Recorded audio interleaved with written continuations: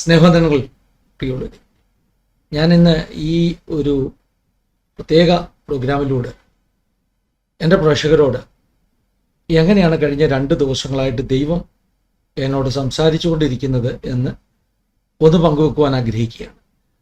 അതിൻ്റെ കാരണം കഴിഞ്ഞ ദിവസങ്ങളിൽ നമുക്കറിയാമല്ലോ, പ്രവചനം, വ്യാജാത്മാവ്, പ്രവചനം ശരിയാണോ, എല്ലാവരും വ്യാജ ആത്മാവിലാണോ പ്രവചിക്കുന്നത് ഇത്യാദി വളരെ ചർച്ച നടക്കുകയാണ്. നമ്മുടെ ആളുകളൊക്കെ ഒത്തിരി കൺഫ്യൂഷനിലുമാണ്. കഴിഞ്ഞ ദിവസം ഞാൻ വളരെ വാത്സല്യത്തോട് സ്നേഹിക്കുന്നൊരു മകള് അതിൽ വന്ന് നമ്മുടെ യുവ ഫോർ ജീസസിലൊക്കെ സാക്ഷ്യം പറഞ്ഞിട്ടുള്ള മകളാണ്. എനിക്കൊരു മെസ്സേജ് ഇട്ടു, അങ്കളുടെ പാഠഭേദം ഞാൻ കണ്ടു, പ്രത്യേകിച്ചും പ്രവാചകന്മാരെ കുറിച്ച്. കഴിഞ്ഞ ദിവസം ഒരു ആള് സ്വയമായിട്ട് താൻ വ്യാജ പ്രവാചകനാണെന്ന്, അങ്ങനെ ആയിരുന്നെന്നൊക്കെ ഈ കുറ്റസമ്മതം നടത്തിയ ഒരു വിഷയത്തെ സംബന്ധിച്ച് ഞാനൊരു ചെറിയ പാഠഭേദം ചെയ്തിരുന്നല്ലോ. അപ്പം ആ മകൾ ആ ഒരു പാഠഭേദം കണ്ടിട്ട് എനിക്ക് മെസ്സേജ് ഇട്ടു, പാസ്റ്റർകളെ, ഞാൻ ഒരു വിക്റ്റിമാണ്, ഈ വ്യാജ പ്രവാചകന്മാരുടെ പ്രവചനത്തിന് വിക്റ്റിമാണ്. ആ കുട്ടി കുറേ കാര്യങ്ങൾ എന്നോട് പറഞ്ഞു. അവൾ പറഞ്ഞ പ്രധാനപ്പെട്ട ഒരു കാര്യം, ഈ ചില സന്ദർഭങ്ങളിൽ ഇങ്ങനെയുള്ള പ്രവചനങ്ങൾ കേട്ടിട്ട് ആ പ്രവചനങ്ങൾ നിവർത്തിക്കപ്പെടാതെ വരുമ്പോൾ ദൈവസന്നിധി ചെന്നിട്ട് ആ മകൾ പ്രാർത്ഥിച്ചിട്ടുണ്ട്, അപ്പ എന്താ അപ്പ എന്നോട് പറഞ്ഞ ആ പ്രവചനം നീ എന്നോട് പറഞ്ഞതല്ലേ, അതെന്താ നിവർത്തിക്കാത്തത് എന്ന് ചോദിച്ച് കരഞ്ഞ് പ്രാർത്ഥിച്ചിട്ടുണ്ട്. ആ സമയത്ത് സ്വർഗീയ പിതാവ് പറഞ്ഞു, മക്കളെ, ഞാൻ ആ പ്രവചനമൊന്നും പറഞ്ഞിട്ടില്ല, അത് ഞാൻ പറഞ്ഞ ദൂതൊന്നുമല്ല, അല്ലെങ്കിൽ ഞാൻ പറഞ്ഞ വാഗ്ദത്വമൊന്നുമല്ല, അത് ആ പ്രവാചകന്മാർ അവരുടെ മനസ്സിൽ നിന്ന് പറഞ്ഞത്. ഇവിടെയാണ് ഒരു പ്രശ്നം. എങ്ങനെയാണ് നമ്മൾ ഈ ദൂതുകൾ തിരിച്ചറിയുന്നത്? നമ്മളോടുള്ള ദൈവശബ്ദം ഒരു പ്രവാചകൻ പറഞ്ഞതുകൊണ്ട് തന്നെ ദൈവം പറഞ്ഞതിന് തുല്യമാണോ അത്? ഈ ഒരു വിഷയത്തെക്കുറിച്ച് കഴിഞ്ഞ ദിവസങ്ങളിൽ ദൈവം എന്നോട് എങ്ങനെയാണ് സംസാരിക്കുന്നത് എന്നതിൻ്റെ ഉദാഹരണ സഹിതം പറഞ്ഞു തരുവാനാണ് ആഗ്രഹിക്കുന്നത്. ഞാൻ വിശ്വസിക്കുന്നത് പ്രേക്ഷകരെ സഹായിക്കും. നിങ്ങളുടെ ജീവിതത്തിൽ ദൈവിക ദൂതുകൾ, വാഗ്ദത്തങ്ങൾ എങ്ങനെയാണ് അത് ദൈവത്തിൽ നിന്നാണെന്നുള്ളത് ഉറപ്പുവരുത്തുവാൻ സഹായിക്കും എന്ന് ഞാൻ വിശ്വസിക്കുകയാണ്. അതുകൊണ്ടാണ് ഞാൻ ഈ ഒരു പർട്ടിക്കുലർ പ്രോഗ്രാം വ്യത്യസ്തതയുള്ളൊരു പ്രോഗ്രാമായിട്ട് ദൈവമക്കളുടെ മുമ്പിലേക്ക് കൊണ്ടുവരുന്നത്. ഞാൻ ആദ്യമായിട്ട് ഒരു ഇൻട്രൊഡക്ഷനായിട്ട് ചില കാര്യങ്ങൾ പറയാം. കഴിഞ്ഞ ഒരു 1-2 ആഴ്ചകളായിട്ട് ഞങ്ങൾ വളരെ പ്രധാനപ്പെട്ട ഞങ്ങളുടെ ചർച്ച് ഒരു വലിയ ക്രൂഷ്യൽ സിറ്റുവേഷനിലൂടെ കടന്നു പോവുകയാണ്. എല്ലാ ഡീറ്റെയിൽസും ഞാനിപ്പോൾ പറയുന്നില്ല, കാരണം ഞാൻ പറഞ്ഞല്ലോ, വലിയ പിരിമുറുക്കമുള്ള സമയങ്ങളായിരുന്നു. കഴിഞ്ഞ ദിവസം എൻ്റെ മോൻ എന്നോട് പറഞ്ഞു, ഡാഡി, ഒരു വീഡിയോ ഇപ്പോൾ തന്നെ റെക്കോർഡ് ചെയ്യണം, ചെയ്തിട്ട് യൂട്യൂബിൽ അപ്ലോഡ് ചെയ്തിടണം. കുറേ വർഷങ്ങൾക്ക് ശേഷം ഇതെല്ലാം ഒന്ന് കലങ്ങി തെളിയുന്ന ഒരു ദിവസമുണ്ട്, അന്ന് ആ വീഡിയോ റിലീസ് ചെയ്യണം. അതായത് നേരത്തെ അപ്ലോഡ് ചെയ്തതായതുകൊണ്ട് അപ്ലോഡ് ഡേറ്റ് എല്ലാവർക്കും കാണാൻ പറ്റുമല്ലോ. ഇത് 2 വർഷം മുമ്പ് അപ്ലോഡ് ചെയ്തതാണ്, അല്ലെങ്കിൽ 1 വർഷം മുമ്പ് അപ്ലോഡ് ചെയ്തതാണ്. അപ്പോൾ നമ്മളുടെ സാക്ഷ്യം, ഇപ്പോൾ കടന്നു പോകുന്ന പ്രതിസന്ധി മാറി എല്ലാം കലങ്ങി തെളിയുമ്പോൾ ദൈവപദ്ധതി എന്താണെന്ന് നമ്മൾ തിരിച്ചറിഞ്ഞു കഴിയുമ്പോൾ അന്നത് റിലീസ് ചെയ്യണം ഡാഡി, അതുകൊണ്ട് അങ്ങനെ ഒരു വീഡിയോ ചെയ്യണം എന്ന് പറഞ്ഞു. അതുകൊണ്ട് തന്നെ ഇന്ന് തന്നെ ഞാൻ ഈ സംഭവങ്ങൾ, ഇപ്പോൾ തുറന്നു പറയാൻ കഴിയാത്ത കാര്യങ്ങളെല്ലാം കൂടെ കൂട്ടി ഒരു വീഡിയോ ഉണ്ടാക്കി യൂട്യൂബിൽ അപ്ലോഡ് ചെയ്തിടും. ഞാനീ പറഞ്ഞ എൻ്റെ ചർച്ചിൻ്റെ ചില പ്രാർത്ഥനാ വിഷയങ്ങൾ, ചില വാഗ്ദത്തങ്ങളുടെ നിവൃത്തീകരണം കണ്ടു കഴിയുമ്പോൾ ആ വീഡിയോ അന്ന് ഞങ്ങൾ റിലീസ് ചെയ്യും. അതൊരു വലിയ ദൈവമഹത്വമായി തീരുമെന്ന് ഞങ്ങൾ വിശ്വസിക്കുകയാണ്. ഇത്രമാത്രം പറയാം, ഞങ്ങളെടുത്ത ചില തീരുമാനങ്ങൾ അത് തെറ്റായിപ്പോയോ എന്ന് തോന്നത്തക്കവണ്ണം ഉള്ള പ്രതിസന്ധികൾ ഞങ്ങൾക്ക് കടന്നു വന്നു. അത് കഷ്ടം, നഷ്ടം, സങ്കടം, ഇതൊക്കെ ഞങ്ങൾക്ക് വന്നു. പർട്ടിക്കുലർലി ഈ ആഴ്ച തിങ്കൾ, ചൊവ്വ, ബുധൻ 3 ദിവസം വലിയ ഒരു എരിയുന്ന ഒരു ഹൃദയവേദനയിലൂടെ ഞങ്ങളുടെ ചർച്ചെല്ലാം കടന്നു പോവുകയായിരുന്നു.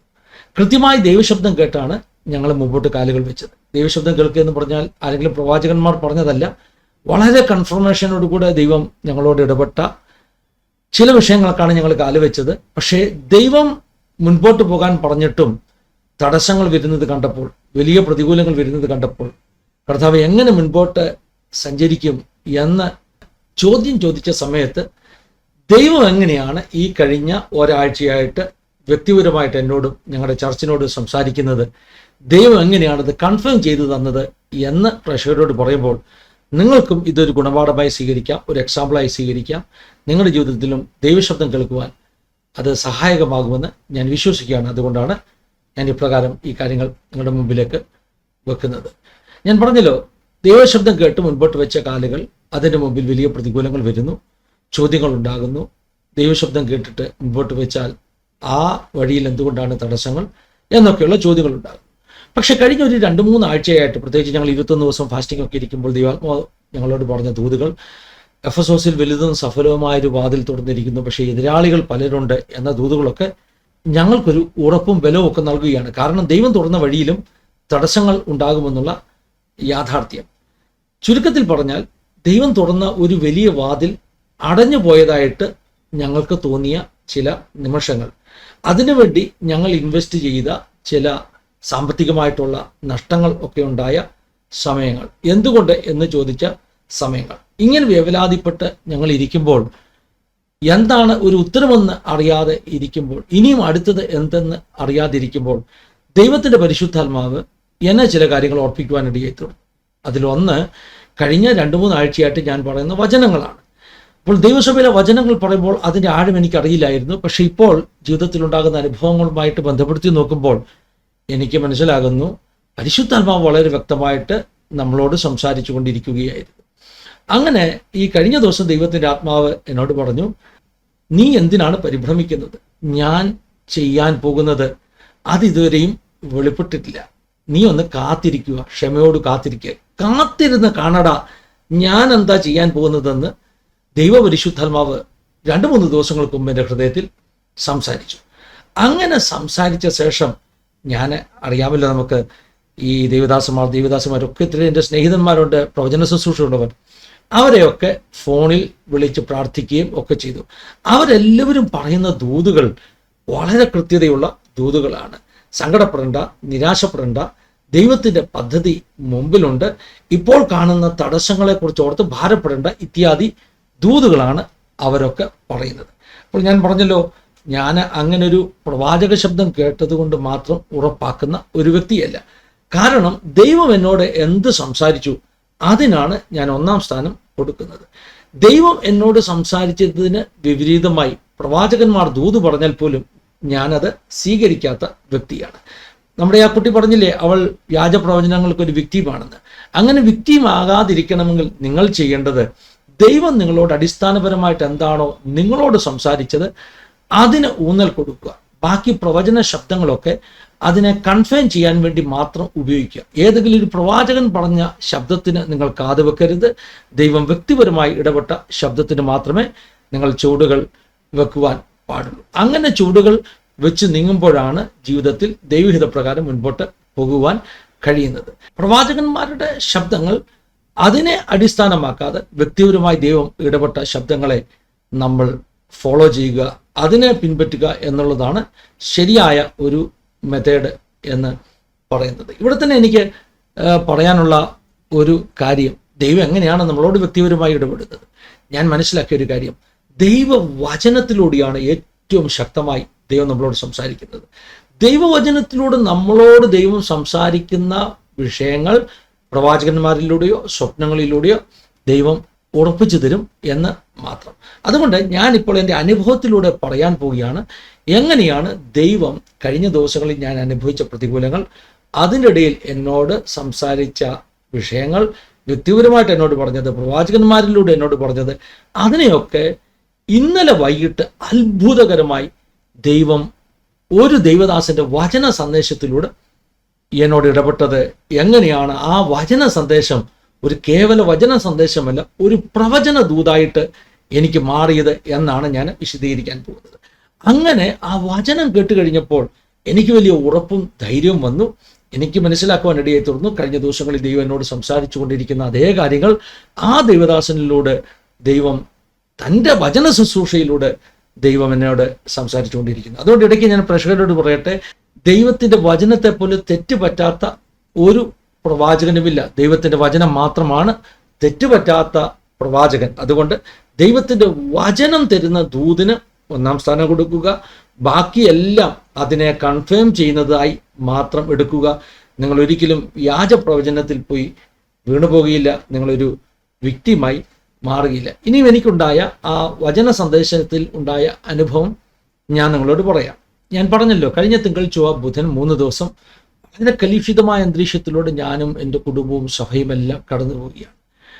ചുവടുകൾ വെച്ചത് പിഴച്ചോ എന്ന് തോന്നുന്ന വലിയ സങ്കടമുള്ള അനുഭവത്തിലൂടെ കടന്നു പോവുകയായിരുന്നു ഇന്നലെ വരെ, ബുധനാഴ്ച വൈകിട്ട് വരെ. ഇന്നലെ വൈകിട്ട് ഞാൻ നടക്കുവാൻ വേണ്ടി പാർക്കിൽ പോയപ്പോൾ, അല്പസമയം നടക്കുന്ന ഒരു ശീലമുണ്ട്.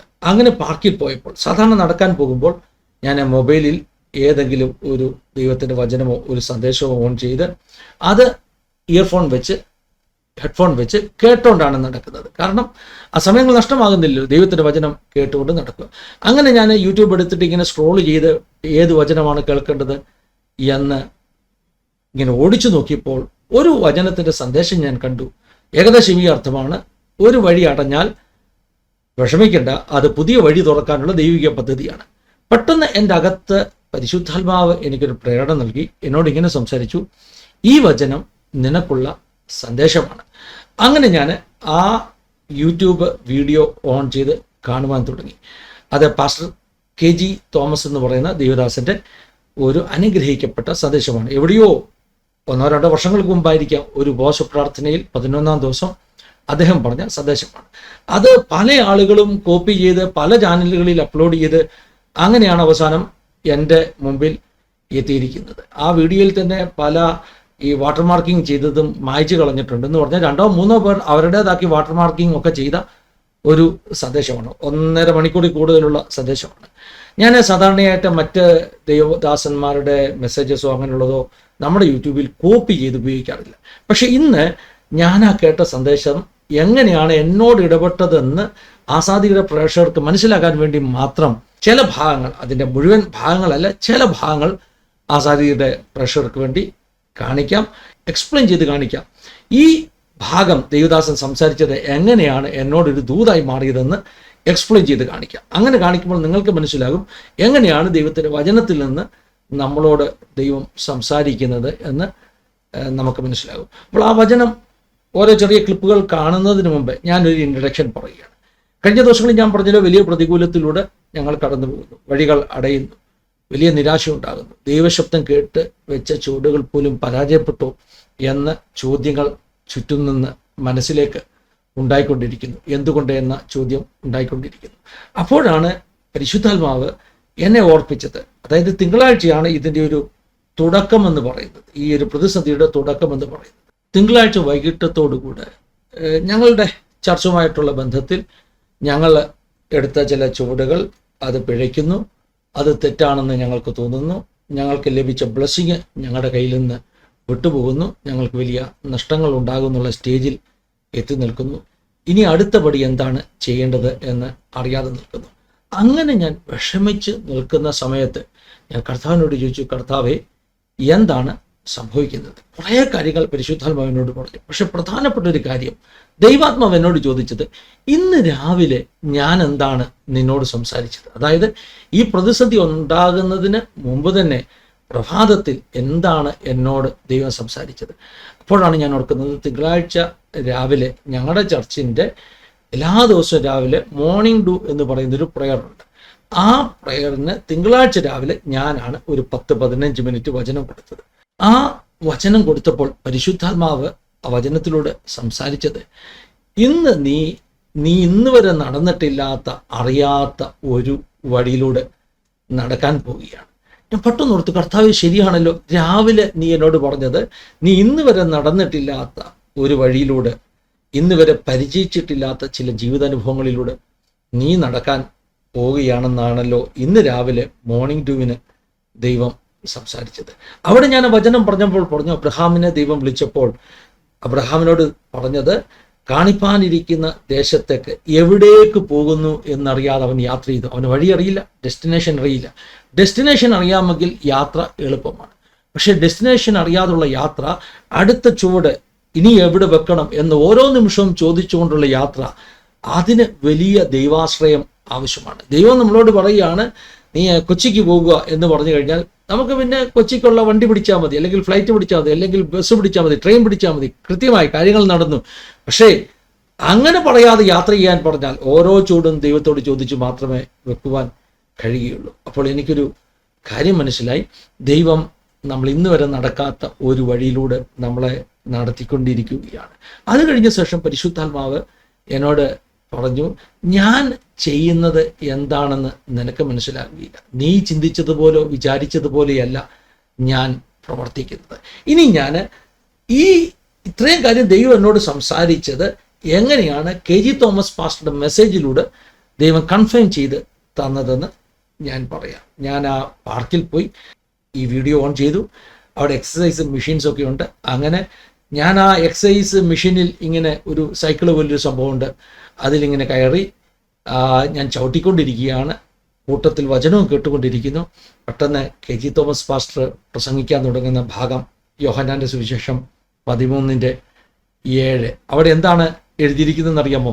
യേശു അവരോട്, ഞാൻ ചെയ്യുന്നത് എന്ത് എന്ന് ഇപ്പോൾ നീ അറിയുന്നില്ല, പിന്നെ അറിയും.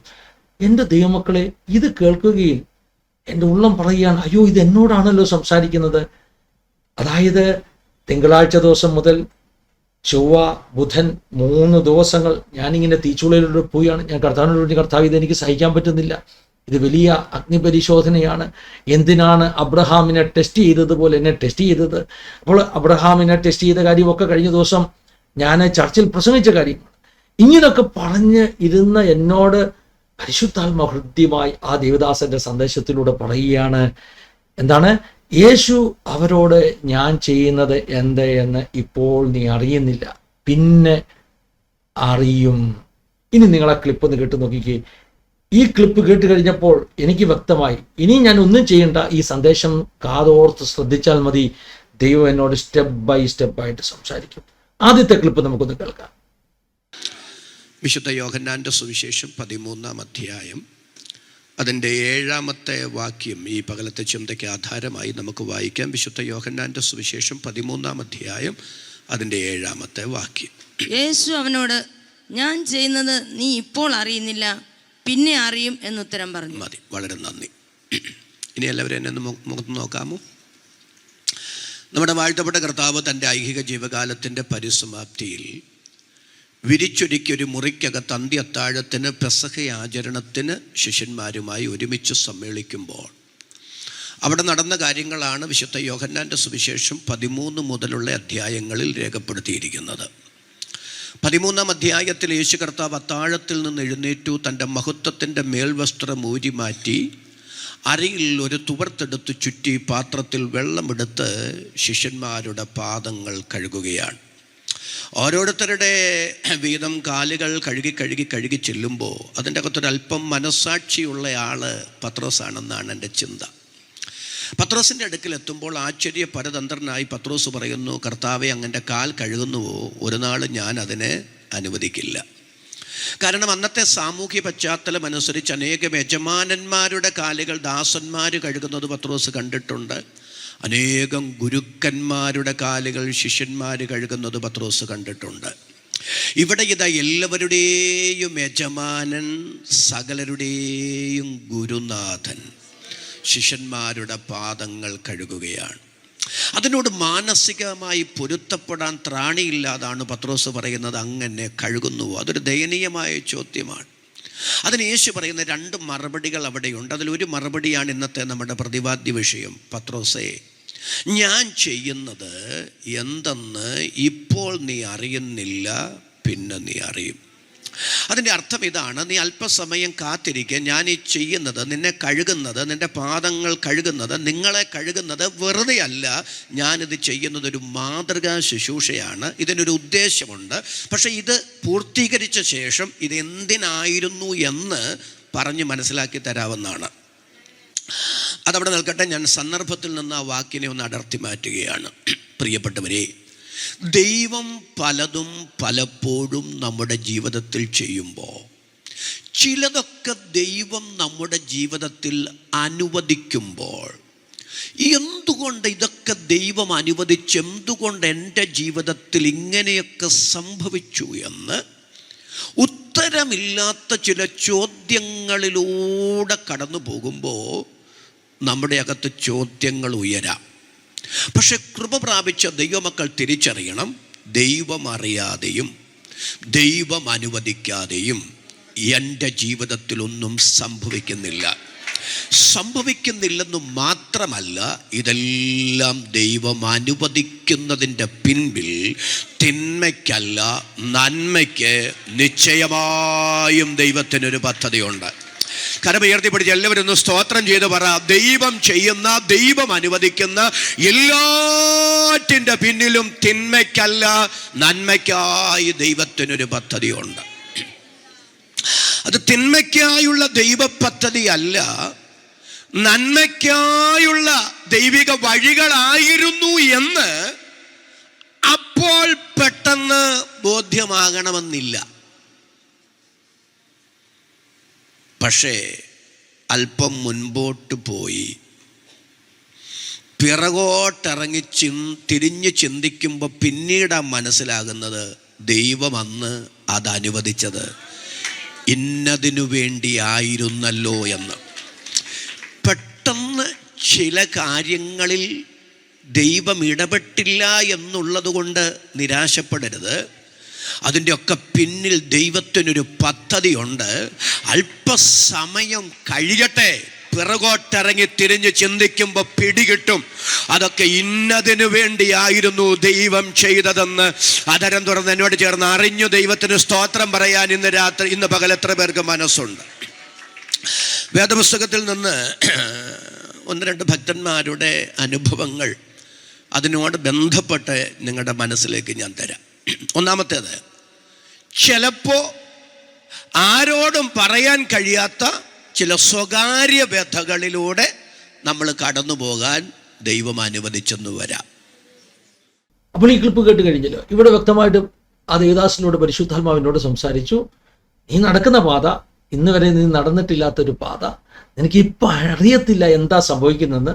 പക്ഷെ സകലത്തെയും അറിയുന്ന കർത്താവ് അവനറിയാം പിന്നത്തേതിൽ അവൻ എന്താ ചെയ്യാൻ പോകുന്നത്. നമുക്ക് വറിയിടാകേണ്ട കാര്യമില്ല. നമുക്ക് ദൈവഹിതമാണോ അല്ലയോ എന്നൊന്നും ടെൻഷൻ ആകേണ്ട കാര്യമില്ല. ദൈവത്തെ അനുസരിച്ച് അങ്ങ് നിന്നാൽ മതി. അബ്രഹാമിനോട് ദൈവം പറഞ്ഞു, നീ മോറിയ ദേശത്തേക്ക് പോവുക. എന്തിനാ മോറിയ ദേശത്തേക്ക് പോകാൻ പറഞ്ഞത്? 3 ദിവസത്തെ വഴി നടക്കണം. ഇവിടെ അടുത്തെങ്ങനെ യാഗം കഴിച്ചാൽ പോരെ. ഞങ്ങളുടെ അനുഭവം അതായിരുന്നു കേട്ടോ. ഞങ്ങളോട് ദൈവം ഒരു സ്ഥലത്ത് പോകാൻ പറഞ്ഞു, ഞങ്ങൾ പോയി. പക്ഷേ ഞങ്ങൾക്ക് തോന്നി ഇത് വെറും നഷ്ടമായി പോയല്ലോ, ഈ പോയത് വെറുതെ ആയിപ്പോയല്ലോ. അങ്ങനെയല്ല കേട്ടോ. അബ്രഹാമിനെ വെറുതെ മോറിയയിലേക്ക് കൊണ്ടുപോയത് അല്ല എന്നതാണ് ഇനി അടുത്തത് ദൈവദാസൻ പറയാൻ പോകുന്നത്. കഴിഞ്ഞ ദിവസം ഞാൻ ഞങ്ങളുടെ ചർച്ചിൽ ഇതേ കാര്യം പ്രസംഗിച്ചു. അതായത് അബ്രഹാമിനെ മോറിയയിലേക്ക് കൊണ്ടുപോയി പരീക്ഷിച്ച കാര്യവും അവിടെ ഒരു ആട്ടിൻകുട്ടിയെ ഒരുക്കിയിരുന്ന കാര്യവും ഒക്കെ ഞാൻ സംസാരിച്ചത് ഈ ദൈവദാസൻ തൻ്റെ ദൂതിലൂടെ പിന്നെയും പറയുകയാണ്. ഇതിനാണ് കൺഫർമേഷൻ എന്ന് പറയുന്നത്. നമ്മളോട് സംസാരിച്ചത് ദൈവം മറ്റൊരു ദൈവദാസനിലൂടെ അതിനെ വചനത്തിലൂടെ ഉറപ്പിക്കുന്നു. ഞാൻ പറയട്ടെ, വചനത്തെ പോലെ ശക്തമായ ഒരു പ്രവചനം മറ്റില്ല. ഈ അടുത്തൊരു ക്ലിപ്പ് നിങ്ങൾ കേൾക്കുമ്പോൾ ശ്രദ്ധിക്കണം. അദ്ദേഹം പറയുന്നത്, ഞാൻ സ്വപ്നത്തിൽ പോലും ചിന്തിച്ചിട്ടില്ലാത്ത ചില ദൈവപ്രവൃത്തികൾക്ക് ദൈവം കളമൊരുക്കുകയാണ്. ഞാൻ ആ സന്ദേശം കേട്ടപ്പോൾ ഞാൻ ഏറ്റെടുത്തത് കേട്ടു. ഞാൻ സ്വപ്നത്തിൽ പോലും ചിന്തിച്ചിട്ടില്ലാത്ത ചില ദൈവപ്രവൃത്തികൾക്ക് ദൈവം കളമൊരുക്കുകയാണ്. മോറിയയിലേക്ക് പോയ അബ്രഹാമിനറിയില്ല ഇതിൻ്റെ പിന്നിലുള്ള ദൈവിക പദ്ധതി എന്ത്. കേവലം ഇസ്ഹാക്കിനെ അവിടെ യാഗം കൊടുക്കുക എന്നുള്ളത് മാത്രമല്ല, അതിനപ്പുറമായിട്ടുള്ള ഒരു ദൈവിക പദ്ധതിയുടെ അടിസ്ഥാനമിടലാണ് അതെന്ന് ദൈവം എന്നോട് ഒരാഴ്ചയായിട്ട് സംസാരിക്കുമ്പോൾ ഈ ദേവദാസനിലൂടെ എനിക്കത് കൺഫേം ചെയ്ത് തരുന്നു. ഇനി കുറച്ച് ഭാഗം നിങ്ങളെ മെസ്സേജ് ഒന്ന് കിട്ടു നോക്കിക്കാട്ടെ. ആമേൻ പറയാമോ? അല്പം ടെൻഷനായ കാര്യമാണ് ഞാൻ ഈ പറഞ്ഞു വരുന്നത്. പക്ഷേ അതിൻ്റെ പിൻപിലും ദൈവത്തിനൊരു പദ്ധതി നിശ്ചയമായും ഉണ്ട്. തെളിയിക്കാം. ഉൽപ്പത്തി പുസ്തകം ഞാൻ വായിക്കേണ്ട, നമുക്ക് സുപരിചിതരായ ഭക്തരായ കാര്യമാകുമ്പോൾ അധികം വായിക്കേണ്ടി വരില്ലല്ലോ. ഉൽപ്പത്തി പുസ്തകം 22-ാം അധ്യായത്തിൽ ദൈവം അബ്രഹാമിനോട് പറയുന്നു, അബ്രഹാമേ, നീ സ്നേഹിക്കുന്ന നിന്റെ ഏകജാതനായ മകൻ ഇസ്ഹാക്കിനെ തന്നെ കൂട്ടിക്കൊണ്ട് മോറിയ ദേശത്ത് ഞാൻ കാണിക്കുന്ന ഇടത്ത്, ഞാൻ കൽപ്പിക്കുന്ന ഇടത്ത് അവനെ ഹോമയാഗം കഴിക്കണം. എല്ലാവരും എൻ്റെ മുഖത്തോട് നോക്കി ഒന്ന് പറയാനാ, മനസ്സിലാക്കി തരാനാ. ദൈവത്തിനറിയണം, എന്തോ അറിയണം, അബ്രഹാം തൻ്റെ മകനായ ഇസ്ഹാക്കിനെ യാഗം കഴിക്കുമോ എന്നറിയണം. അതും മാത്രം അറിയാനുള്ള ഒരു പരീക്ഷയായിരുന്നു അതെങ്കിൽ എവിടെങ്കിലും അവനെ അങ്ങ് യാഗം കഴിക്കാൻ പറഞ്ഞാൽ പോരെ. നിങ്ങളുടെ സ്തോത്രം പറഞ്ഞ് എന്നോട് വരുന്നില്ല. ദൈവത്തിന് അറിയണം. എന്തോ അറിയണം? അബ്രഹാം തന്റെ മകനായ ഇസ്ഹാക്കിനെ ഹോമയാഗം കഴിക്കുമോ എന്നറിയണം. അങ്ങനെ മാത്രം അറിയാനുള്ളൊരു പരീക്ഷയായിരുന്നു അതെങ്കിൽ എവിടെങ്കിലും അങ്ങ് യാഗം കഴിക്കാൻ പറഞ്ഞാൽ പോരെ. അബ്രഹാമിന്റെ വീട് മുതൽ മോറിയ വരെ 3 ദിവസത്തെ വഴിദൂരം. 3 ദിവസത്തെ വഴിദൂരം യാത്ര ചെയ്ത് നിനക്ക് ബോധിച്ചിടത്തല്ല, ഞാൻ കൽപ്പിക്കുന്ന ഇടത്ത് അവനെ ഹോമയാഗം കഴിക്കണമെന്ന് പറയുമ്പോൾ അബ്രഹാമിൻ്റെ മകൻ്റെ മരണമല്ല ദൈവത്തിൻ്റെ വിഷയം. അബ്രഹാമിൻ്റെ സ്വപ്നത്തിൽ പോലും അദ്ദേഹം ചിന്തിച്ചിട്ടില്ലാത്ത എന്തോ ചില ദൈവപ്രവൃത്തിക്കായുള്ള ദൈവത്തിൻ്റെ കളമൊരുക്കലാണ്.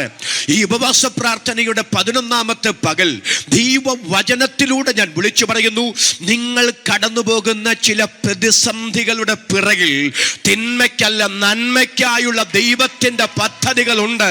നിങ്ങളുടെ സ്വപ്നത്തിൽ പോലും നിങ്ങൾ ചിന്തിച്ചിട്ടില്ലാത്ത ചില ദൈവിക പദ്ധതികൾ അതിനകത്ത് മറഞ്ഞിരിപ്പുണ്ടെന്ന് ഇന്ന് പകൽ വിശ്വാസത്താൽ തിരിച്ചറിഞ്ഞ് അധരം തുറന്ന് ദൈവത്തിന് സ്തോത്രം പറയാൻ മനസ്സുള്ള എത്ര പേര് ഇവിടെ വന്നിട്ടുണ്ട്? അവർക്കായി ഞാൻ ദൈവത്തിന് സ്തോത്രം ചെയ്യുന്നു. യേശു ക്രിസ്തുവിന്റെ നാമത്തിൽ അതങ്ങനെ സംഭവിക്കട്ടെ. പ്രിയപ്പെട്ടവരെ, ശിക്ഷയേക്കാൾ ഭയങ്കരമാണ് ശിക്ഷയ്ക്ക് വേണ്ടിയുള്ള പ്രതീക്ഷ. നമുക്കൊരു അനർത്ഥം വരാൻ പോകുന്നു, അപകടം വരാൻ പോകുന്നു, ദുരന്തം സംഭവിക്കാൻ പോകുന്നു എന്നറിയുമ്പോൾ കയ്യും കെട്ടി വരുന്നിടത്ത് വെച്ച് കാണാമെന്ന് പറഞ്ഞിരിക്കുന്നവരാരാ ഉള്ള? ആരുമില്ല. നമ്മുടെ പണം കൊണ്ടും നമ്മുടെ സ്വാധീനം കൊണ്ടും നമ്മുടെ കഴിവ് കൊണ്ടും ആ പ്രതിസന്ധിയിൽ നിന്ന് രക്ഷപ്പെടാൻ എന്തെല്ലാം ചെയ്യാൻ പറ്റുമോ അത് മുഴുവൻ നമ്മൾ ചെയ്യും. കാരണം ശിക്ഷയേക്കാൾ ഭയങ്കരമാണ് ശിക്ഷയ്ക്ക് വേണ്ടിയുള്ള പ്രതീക്ഷ. അപ്പോൾ കേട്ടല്ലോ, ദൈവം ഒരു വലിയ ദൈവിക പദ്ധതിക്ക് വേണ്ടി കളമൊരുക്കുകയാണ്. എന്നിട്ട് ഈ ദേവദാസന് തൻ്റെ ആ ഒരു പ്രസംഗത്തിൽ പറയുകയാണ്, 3 ദിവസത്തെ യാത്രയുടെ ഒരു അനുഭവം ഉണ്ട് കേട്ടോ. അതായത് ഈ യാഗം കഴിക്കുന്നതിലും വലിയ വേദനയാണ് ഈ യാഗം കഴിക്കാൻ വേണ്ടി 3 ദിവസം അബ്രഹാം നടക്കുന്ന ആ നടപ്പ്. കാരണം ആരോട് ഇത് പറയാൻ പറ്റത്തില്ല. സാറയോട് പറയാൻ പറ്റുമോ? ബാല്യക്കാരോട് പറയാൻ പറ്റുമോ? ഇസ്ഹാക്കിനോട് പറയാൻ പറ്റുമോ? അപ്പോൾ ആ ഒരു തീ ഉണ്ടല്ലോ. ശരിക്കും ഈ ദേവദാസൻ ഇത് പറഞ്ഞപ്പോൾ ലിറ്ററലി 3 ദിവസം ഞങ്ങളും ആ സെയിം സിറ്റുവേഷനിലൂടെ പോവുകയാണ്. ആരോട് പറയാൻ പറ്റും? എന്ത് പറയാൻ പറ്റും? ഒരു ബലിയർപ്പണം പോലെ കർത്താവ് പറഞ്ഞു, അനുസരിച്ചു, ബലിപീഠത്തിന്മേൽ വെച്ചു, ഇനിയും എന്ത് എന്ന ചോദ്യത്തിന്റെ മുമ്പിൽ നിൽക്കുമ്പോൾ ഞങ്ങൾ അനുഭവിച്ച ഒരു മാനസികമാകുന്ന ഒരു തീ ഉണ്ടല്ലോ കേട്ടോ. ആ തീയെക്കുറിച്ച് അബ്രഹാമിന്റെ തീയുടെ അനുഭവമായിട്ട് ബന്ധപ്പെടുത്തി എന്ന് ചിന്തിച്ചപ്പോൾ പരിശുദ്ധാത്മാവിന്റെ ഹൃദയത്തിൽ ഒരു തണുപ്പ് നൽകി. നിങ്ങളൊന്ന് കേട്ടാട്ടെ. ഈ പശ്ചാത്തലത്തിൽ വേണം നിങ്ങൾ അബ്രഹാമിൻ്റെ 3 ദിവസത്തെ യാത്രയെ നിങ്ങളുടെ മനസ്സിലേക്ക് കൊണ്ടുവരാൻ. എല്ലാവരും നല്ല ആമേനെന്ന് പറഞ്ഞു. അബ്രഹാം വീട്ടിൽ നിന്ന് യാത്ര പോവുകയാണ്. പിന്നീട് ഞാനത് വ്യക്തമാക്കാം. സത്യം പറഞ്ഞാൽ സാറായോട് പോലും എവിടെ പോകുന്നെന്നോ എന്തിനു പോകുന്നെന്നോ പറയാൻ പറ്റില്ല. കൂടെ നടക്കുന്ന ദാസന്മാരോടും പറയാൻ കഴിയില്ല എവിടെ പോകുന്നു, എന്തിനു പോകുന്നു. മോറിയാം മലയുടെ കയറ്റം അപ്പനും മകനും കൂടെ ഒരുമിച്ച് കയറുമ്പം മകൻ ചോദിക്കുന്നൊരു ചോദ്യം, അപ്പാ തീയുണ്ട്, ഒരു നല്ല ആമ്യം പറഞ്ഞു വിറകുണ്ട്, പക്ഷെ യാഗത്തിനുള്ള ഹോമയാഗത്തിനുള്ള ആട്ടിൻകുട്ടി എവിടെ? അതിനപ്പൻ പറയുന്ന മറുപടി, മകനെ, യഹോവ തനിക്ക് ഹോമയാഗത്തിന് ഒരാട്ടിൻകുട്ടിയെ കരുതിക്കൊള്ളും. ഞാൻ ഒരു ഒരു ഒരു ഒരു ഒരു ചിന്ത പറയുമ്പോൾ നിങ്ങൾക്ക് അതിനോട് പൊരുത്തപ്പെടാൻ അല്പപ്രയാസം തോന്നും. പക്ഷെ ഒന്ന് ശ്രദ്ധിച്ചേ.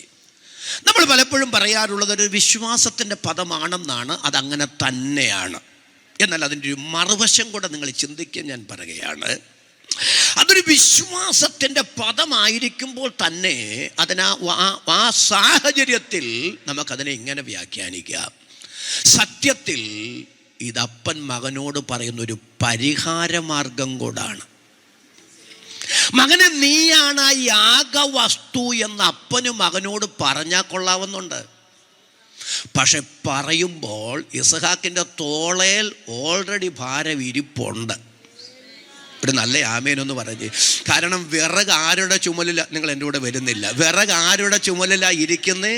ഇസഹാക്കിൻ്റെ ചുമലിലാണ് ഇരിക്കുന്നത്. അതിനിടയ്ക്ക് ഈ മലയുടെ കയറ്റം കയറുമ്പം നീയാണ് യാഗവസ്തു എന്നും കൂടെ പറയുമ്പോൾ മകൻ വിഷമിക്കാതിരിക്കാൻ പിതൃഹൃദയത്തിൽ നിന്ന് അബ്രഹാം പറയുന്ന പരിഹാര മാർഗം കൂടാണ് മകനെ യഹോവ കരുതിക്കൊള്ളുമെന്ന പദം.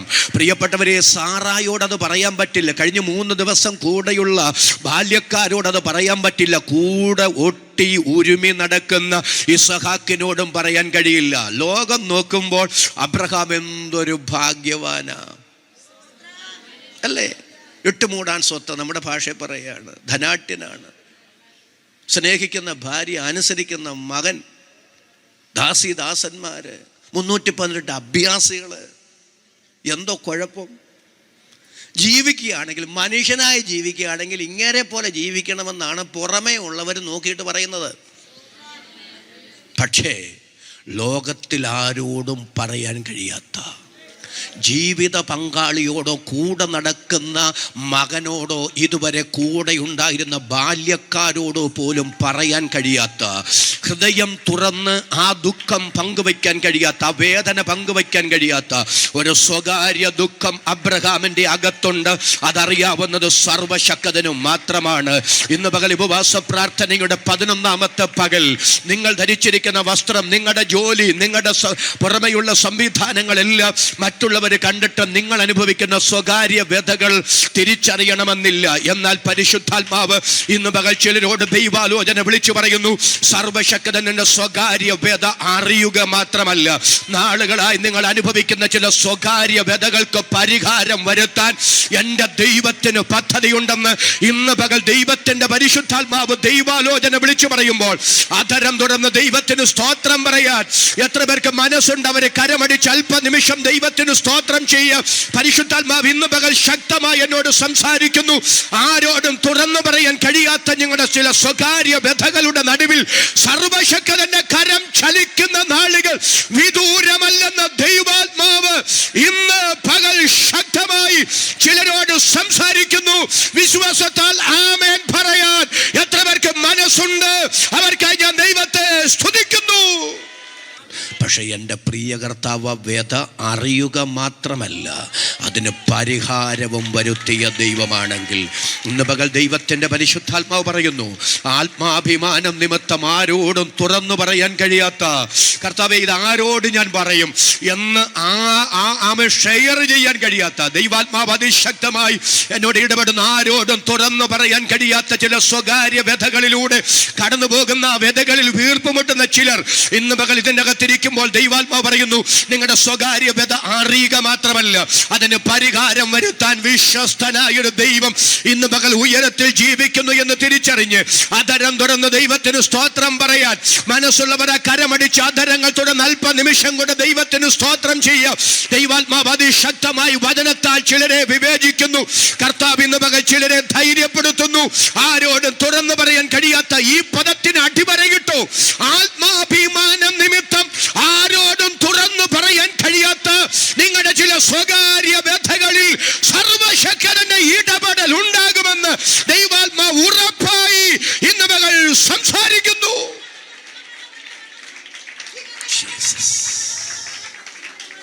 യേശുവിന്റെ നാമത്തിൽ അതങ്ങനെ സംഭവിക്കട്ടെ. പിന്നെ ദേവദാസൻ എന്താ പറയുന്നതെന്ന് അറിയാമോ? നിന്നെ എരുതിയിൽ കൂടെ നടത്തുന്നത് ദൈവം കളിക്കുന്ന ഒരു ഡ്രാമയാണ്. ഈ കഴിഞ്ഞ 3 ദിവസം ഫിനിപ്പാസ്റ്ററിനെയും ചർച്ചിനെയും ദൈവം എരുതിയിലൂടെ നടത്തിവിട്ടത് ഒരു ഡ്രാമയാണോ? ദൈവം അങ്ങനെ ഡ്രാമ കളിക്കുന്നവനാണോ? നമ്മളെ കൊണ്ട് വെറുതെ എന്തെങ്കിലും ചെയ്യാൻ പറഞ്ഞിട്ട് അത് ജയിച്ചിട്ട് ഡ്രാമ കളിപ്പിച്ചിട്ട് ദൈവത്തിന് എന്ത് കിട്ടാൻ? അങ്ങനെ ഡ്രാമ കളിപ്പിക്കുന്ന ദൈവമൊന്നുമല്ല. നമ്മൾ കടന്നു പോകുന്ന ശോധനയുടെ നടുവിൽ, ആ എരുതിയുടെ നടുവിൽ അതിനപ്പുറമായി ദൈവത്തിൻ്റെ വലിയ പദ്ധതി ഉണ്ടെന്നുള്ള ഒരു മെസ്സേജ്. ഇതിനു ശേഷം ഈ KG തോമസ് പാസ്റ്റർ പറയുന്നത്, അബ്രഹാം എവിടെയാണോ യാഗം കഴിച്ചത് അല്ലെങ്കിൽ ബലിപീഠം ഒരുക്കിയത്, അതേ ഭാഗത്താണ് പിന്നീട് ജെറുസലേം ദേവാലയം ഉയർന്നത്. ഓർന്നാന്റെ കളം എന്നൊക്കെ പറയത്തില്ലേ, ദാവീദ് ആണ് ഓർന്നാന്റെ കളം വാങ്ങിച്ചത്. ഇവിടെ രസകരമായൊരു അനുഭവം ഉണ്ടായി. ഈ വലിയ ടെൻഷനിലൂടെ ഞാൻ കടന്നു പോകുമ്പോൾ ഞങ്ങളുടെ ചർച്ചിൽ കുറേ ആളുകളോട് ഞാനിത് സംസാരിച്ചു. ഇങ്ങനൊരു പ്രശ്നമുണ്ട്. അവരിൽ പലരും പ്രാർത്ഥിച്ചിട്ട് അവർക്ക് കിട്ടിയ ദൂത് എനിക്ക് കിട്ടുന്നു. അതൊരു വലിയ അനുഗ്രഹമാണ് കേട്ടോ. കാരണം നമ്മുടെ ദൈവമക്കൾ പ്രാർത്ഥിച്ചിട്ട് പാസ്റ്ററെ ദൈവം എന്നോട് ഇന്നത് സംസാരിക്കുന്നു എന്ന് പറഞ്ഞ് ദൂത് എനിക്ക് കിട്ടുന്നു. അങ്ങനെ 2-3 വചനങ്ങൾ വന്നതെല്ലാം ഈ പറഞ്ഞ കെ.ജി. തോമസ് പാസ്റ്റർ പ്രസംഗത്തിൻ്റെ അകത്തുണ്ട്. അതിനകത്ത് വളരെ പ്രധാനപ്പെട്ട ഒരു സന്ദേശം, നമ്മുടെ ചർച്ചിലെ ഒരു മകൻ എനിക്കൊരു മെസ്സേജ് ഇട്ടു. 2 ദിനവൃത്താന്തങ്ങളുടെ പുസ്തകം എന്നൊക്കെ പറഞ്ഞുകൊണ്ടൊരു മെസ്സേജ് ഇട്ടു. ആ മെസ്സേജ് ഇതാണ്: ഓർന്നാൻ്റെ കളം ദാവീദ് വിലയ്ക്ക് വാങ്ങിക്കുന്ന ആ സംഭവം, അത് യഹോവയുടെ ആലയമായി മാറും എന്ന് പറയുന്ന ഒരു സംഭവം. ആ വാക്യങ്ങളാണ് എനിക്ക് ഇട്ടു തന്നത്. കെ.ജി. തോമസ് പാസ്റ്റർ എക്സാക്ട്ലി ആ ഭാഗത്ത് നിന്ന് പ്രസംഗിക്കുകയാണ്. അതായത് ഓർന്നാൻ്റെ കളം എങ്ങനെയാണ് ദേവാലയമായി മാറിയത്. അത് പണ്ട് അബ്രഹാം യാഗം കഴിക്കാൻ പോയ സ്ഥലമായിരുന്നു എന്നുള്ള ഒരു മെസ്സേജ്. കുറേ കാര്യങ്ങൾ പരിശുദ്ധാത്മാവിനോട് സംസാരിച്ചു കേട്ടോ. എന്നോട് സംസാരിച്ച അതേ വചനം, ഒരു ദൈവം ഇതിൽ എനിക്ക് ദൂതായി തന്ന അതേ വചനം പരിശുദ്ധാത്മാവിനെ കേൾക്കാൻ ഏൽപ്പിച്ചൊരു സന്ദേശത്തിലൂടെ കിട്ടിയപ്പോൾ എനിക്ക് കൺഫേമായി ഇത് 2 കൂടെ മാച്ചാകുന്നുണ്ട്. അതുകൊണ്ട് ദൈവം എന്നോട് സംസാരിക്കുകയാണ്. ഇതുകൊണ്ടൊന്നും തീരുന്നില്ല കേട്ടോ. ഒത്തിരി കാര്യങ്ങൾ ഞാൻ ആ മെസ്സേജിൽ നിന്ന് പഠിച്ചു. ഇനി നിങ്ങൾ ആ ക്ലിപ്പൊന്ന് കേട്ട് കഴിഞ്ഞ ശേഷം ബാക്കി ഞാൻ പറയാൻ പോകുന്നു. അവനും മകനും കൂടെ മോറിയാമലയുടെ കയറ്റം കയറുകയാണ്. അവസാനം മലയുടെ മുകളിലെത്തി. പ്രിയപ്പെട്ടവരെ, മോറിയായിൽ അതിനു മുമ്പ് ഒരു യാഗം നടന്നിട്ടേയില്ല. കർമ്മേലിൽ ഏലിയാവിന് യാഗപീഠം പുതുക്കി പണിയേണ്ടതായിട്ടേ വന്നുള്ളൂ. ഒരാമേനൊന്ന് പറ. പക്ഷേ മോറിയായിൽ യാഗപീഠം പുതുക്കി പണികയല്ല. ഉൽപ്പത്തി 22 വായിക്കുന്നത് അബ്രഹാം കല്ല് പെറുക്കി യാഗപീഠം പണിതു. അതിൻ്റെ അർത്ഥം അതിനു മുമ്പ് അവളൊരു യാഗം നടന്നിട്ടില്ല. ഈ അബ്രഹാം കല്ല് പിറക്കി യാഗപീഠം പണിതുകൊണ്ടിരിക്കുമ്പോൾ എൻ്റെ ധാരണ പറയാം, എൻ്റെ ചിന്ത പറയാം. ഇസ്ഹാക്കിൻ്റെ കണ്ണു നോക്കുന്നത് അപ്പം പറഞ്ഞായിരുന്നു, ദൈവം തനിക്ക് ഹോമയാഗത്തിനൊരു ആട്ടുംകുട്ടിയെ കരുതുവെന്ന്. ദൈവം കരുതിയ ആടവിടെ, അതായിരിക്കാം ഇസ്ഹാക്കിൻ്റെ കണ്ണ് പരതുന്നത്. പക്ഷേ ഹോമയാഗത്തിൻ്റെ പണി പൂർത്തീകൃതമായപ്പോൾ അബ്രഹാം മകനോട് പറയുന്നു, ഇനി ആ സത്യം മകൻ്റെ മുമ്പിൽ മറച്ചു വെക്കാൻ പറ്റില്ല. നീയാണ് ആ യാഗവസ്തു. നിങ്ങൾ ആ സന്ദർഭം നിങ്ങളുടെ മുൻപിലേക്കൊന്ന് കൊണ്ടുവന്നേ. നീയാണ് ആ യാഗവസ്തു എന്ന് അപ്പൻ മകനോട് വെളിപ്പെടുത്തുമ്പോൾ വെളിപ്പെടുത്തപ്പെട്ട ദൈവിക സത്യത്തിൻ്റെ മുൻപിൽ ഇസ്ഹാക്ക് വിധേയപ്പെട്ടു കൊടുത്തു. വിധേയപ്പെട്ടവൻ്റെ കൈകാലുകൾ കെട്ടി അവനെ യാഗപീഠത്തിൽ കിടത്തി. ഇന്ന് പകൽ ഉപവാസ പ്രാർത്ഥനയുടെ 11ാമത്തെ പകൽ ഞാൻ ചോദിക്കുന്നു, സമ്പൂർണ്ണ ദൈവഹിതത്തിന് വിധേയപ്പെട്ടു കൊടുത്തിട്ടുണ്ടോ? എത്ര പേർ ആധാരം തുറന്നു ദൈവത്തോട് പറയും, കർത്താവേ, എന്നെ എൻ്റെ ഇഷ്ടത്തിന് വിടരുതേ, എൻ്റെ താല്പര്യത്തിന് വിട്ടുകൊടുക്കരുതേ. ഒറ്റ ജീവിതമേ എനിക്കുള്ളേ, അതൊരു കൊച്ചു ജീവിതമാണ്.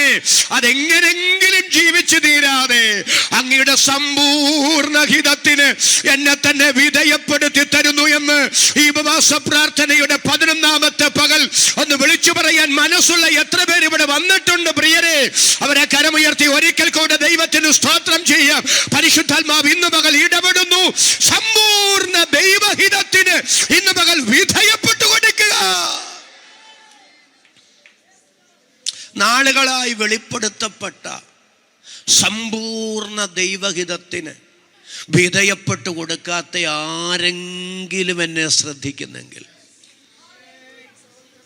സമ്പൂർണ്ണ ദൈവഹിതത്തിന് വിധേയപ്പെട്ടു കൊടുക്കുക. നമ്മെ ഒരു അത്ഭുതമാക്കി മാറ്റാൻ ദൈവത്തിന് കഴിയും. അങ്ങനെ മകനെ ഹോമയാഗപീഠത്തിൽ കിടത്തി നിറകണ്ണുകളോടെ, തുടിക്കുന്ന ഹൃദയത്തോടെ, വിതുമ്പുന്ന ചുണ്ടുകളോടെ ആ വന്യവയോധികൻ അന്തരീക്ഷത്തിലേക്ക് കത്തി ഉയർത്തുമ്പോൾ ദൈവശബ്ദം വരുന്നു, അബ്രഹാമേ, അബ്രഹാമേ, ബാലന്റെ മേൽ കൈവയ്ക്കരുത്. ശ്രദ്ധിച്ചു കേട്ടെ, ഇതെന്നാ ഒരു ഡ്രാമയാണോ? ഒരാമേനൊന്ന് പറഞ്ഞേ, ഇതെന്നാ ഒരു ഡ്രാമയാണോ? 3 ദിവസം ഒരു മനുഷ്യനെ എരുതിക്കകത്തൂടെ നടത്തിയിട്ട് എന്നാ പിന്നെ വേണ്ടെന്ന് പറയാനാണെങ്കിൽ ഈ തീ തീറ്റിക്കേണ്ട വല്ല കാര്യമുണ്ടോ? ഒരാമേനൊന്ന് പറഞ്ഞേ. ഇങ്ങനെ വേണ്ടെന്ന് പറയാനാണെങ്കിൽ പിന്നെ എന്തിനായി വേദന കെടുത്തത്? ഞാനൊരു കാര്യം വിളിച്ചു പറയാം. അത് പറയുമ്പോൾ നിങ്ങൾക്കല്പം വേദന തോന്നും. ദൈവം ആരെയും പൊട്ടുകളിപ്പിക്കുന്നത് ദൈവമല്ല. വെറുതെ വേദന തരികയല്ല, വെറുതെ കണ്ണ് നനയാൻ സമ്മതിക്കുകയല്ല. കണ്ണ് നനയാൻ സമ്മതിക്കുന്നുണ്ടെങ്കിൽ, ശോധന ദൈവം അനുവദിക്കുന്നുണ്ടെങ്കിൽ നിശ്ചയമായും അധരം തുറന്നു സ്തോത്രം ചെയ്തു പറ, ഇതിന്റെ പിൻപിൽ തിന്മയ്ക്കല്ല നന്മയ്ക്ക് എന്റെ ദൈവത്തിനൊരു പദ്ധതിയുണ്ട്. ആർത്ത് കരമടിച്ച് ദൈവത്തിന് സ്തോത്രം ചെയ്ത് വിശ്വാസത്തോടെ അത് പറയാൻ എത്ര പേർക്ക് മനസ്സുണ്ട്? ദൈവാത്മാവ് ഇന്ന് പകൽ ചിലരുടെ തലയിൽ കൈവച്ചെന്ന വണ്ണം ഈ ദൈവാലോചന കൈമാറുന്നു. ദൈവത്താൽ അനുവദനീയമായ ശോധനകളുടെ പിറകിൽ, വേദനകളുടെ പിറകിൽ തിന്മയ്ക്കല്ല നന്മയ്ക്ക് ദൈവത്തിനൊരു പദ്ധതി ഉണ്ട്.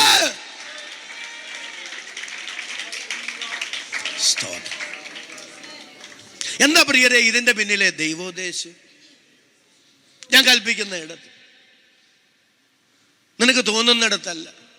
മകനെ ഹോമയാഗം കഴിക്കാൻ പറഞ്ഞ് അവിടെ വന്ന് കൈകാലുകൾ കെട്ടി യാഗപീഠത്തിൽ കിടത്തുമ്പോൾ എന്തിനാ ദൈവം വേണ്ടെന്ന് പറഞ്ഞത്? എന്തിനായി 3 ദിവസം ദൈവം എരുതിയിലൂടെ അബ്രഹാമിനെ നടത്തിയത്? എരുതിയിലൂടെ അബ്രഹാമിനെ ദൈവം നടത്താൻ കാരണം 2 ദിനവൃത്താന്തങ്ങളുടെ പുസ്തകത്തിലേക്ക് ഒന്ന് വരെ. 2 ദിനവൃത്താന്തങ്ങളുടെ പുസ്തകം 3-ാം അധ്യായം അതിൻ്റെ 1-2 വാക്യങ്ങൾ. 2 ദിനവൃത്താന്തങ്ങളുടെ പുസ്തകം 3-ാം അധ്യായം 1-2 വാക്യങ്ങൾ.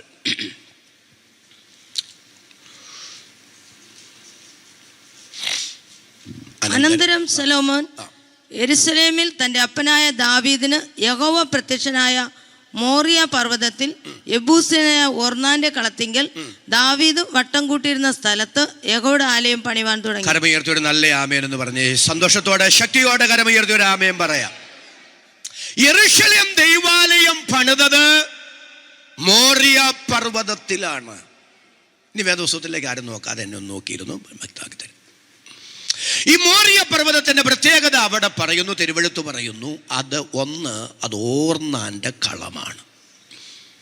2 അത് ദാവീദ് വട്ടം കൂട്ടിയിരുന്ന സ്ഥലമാണ്.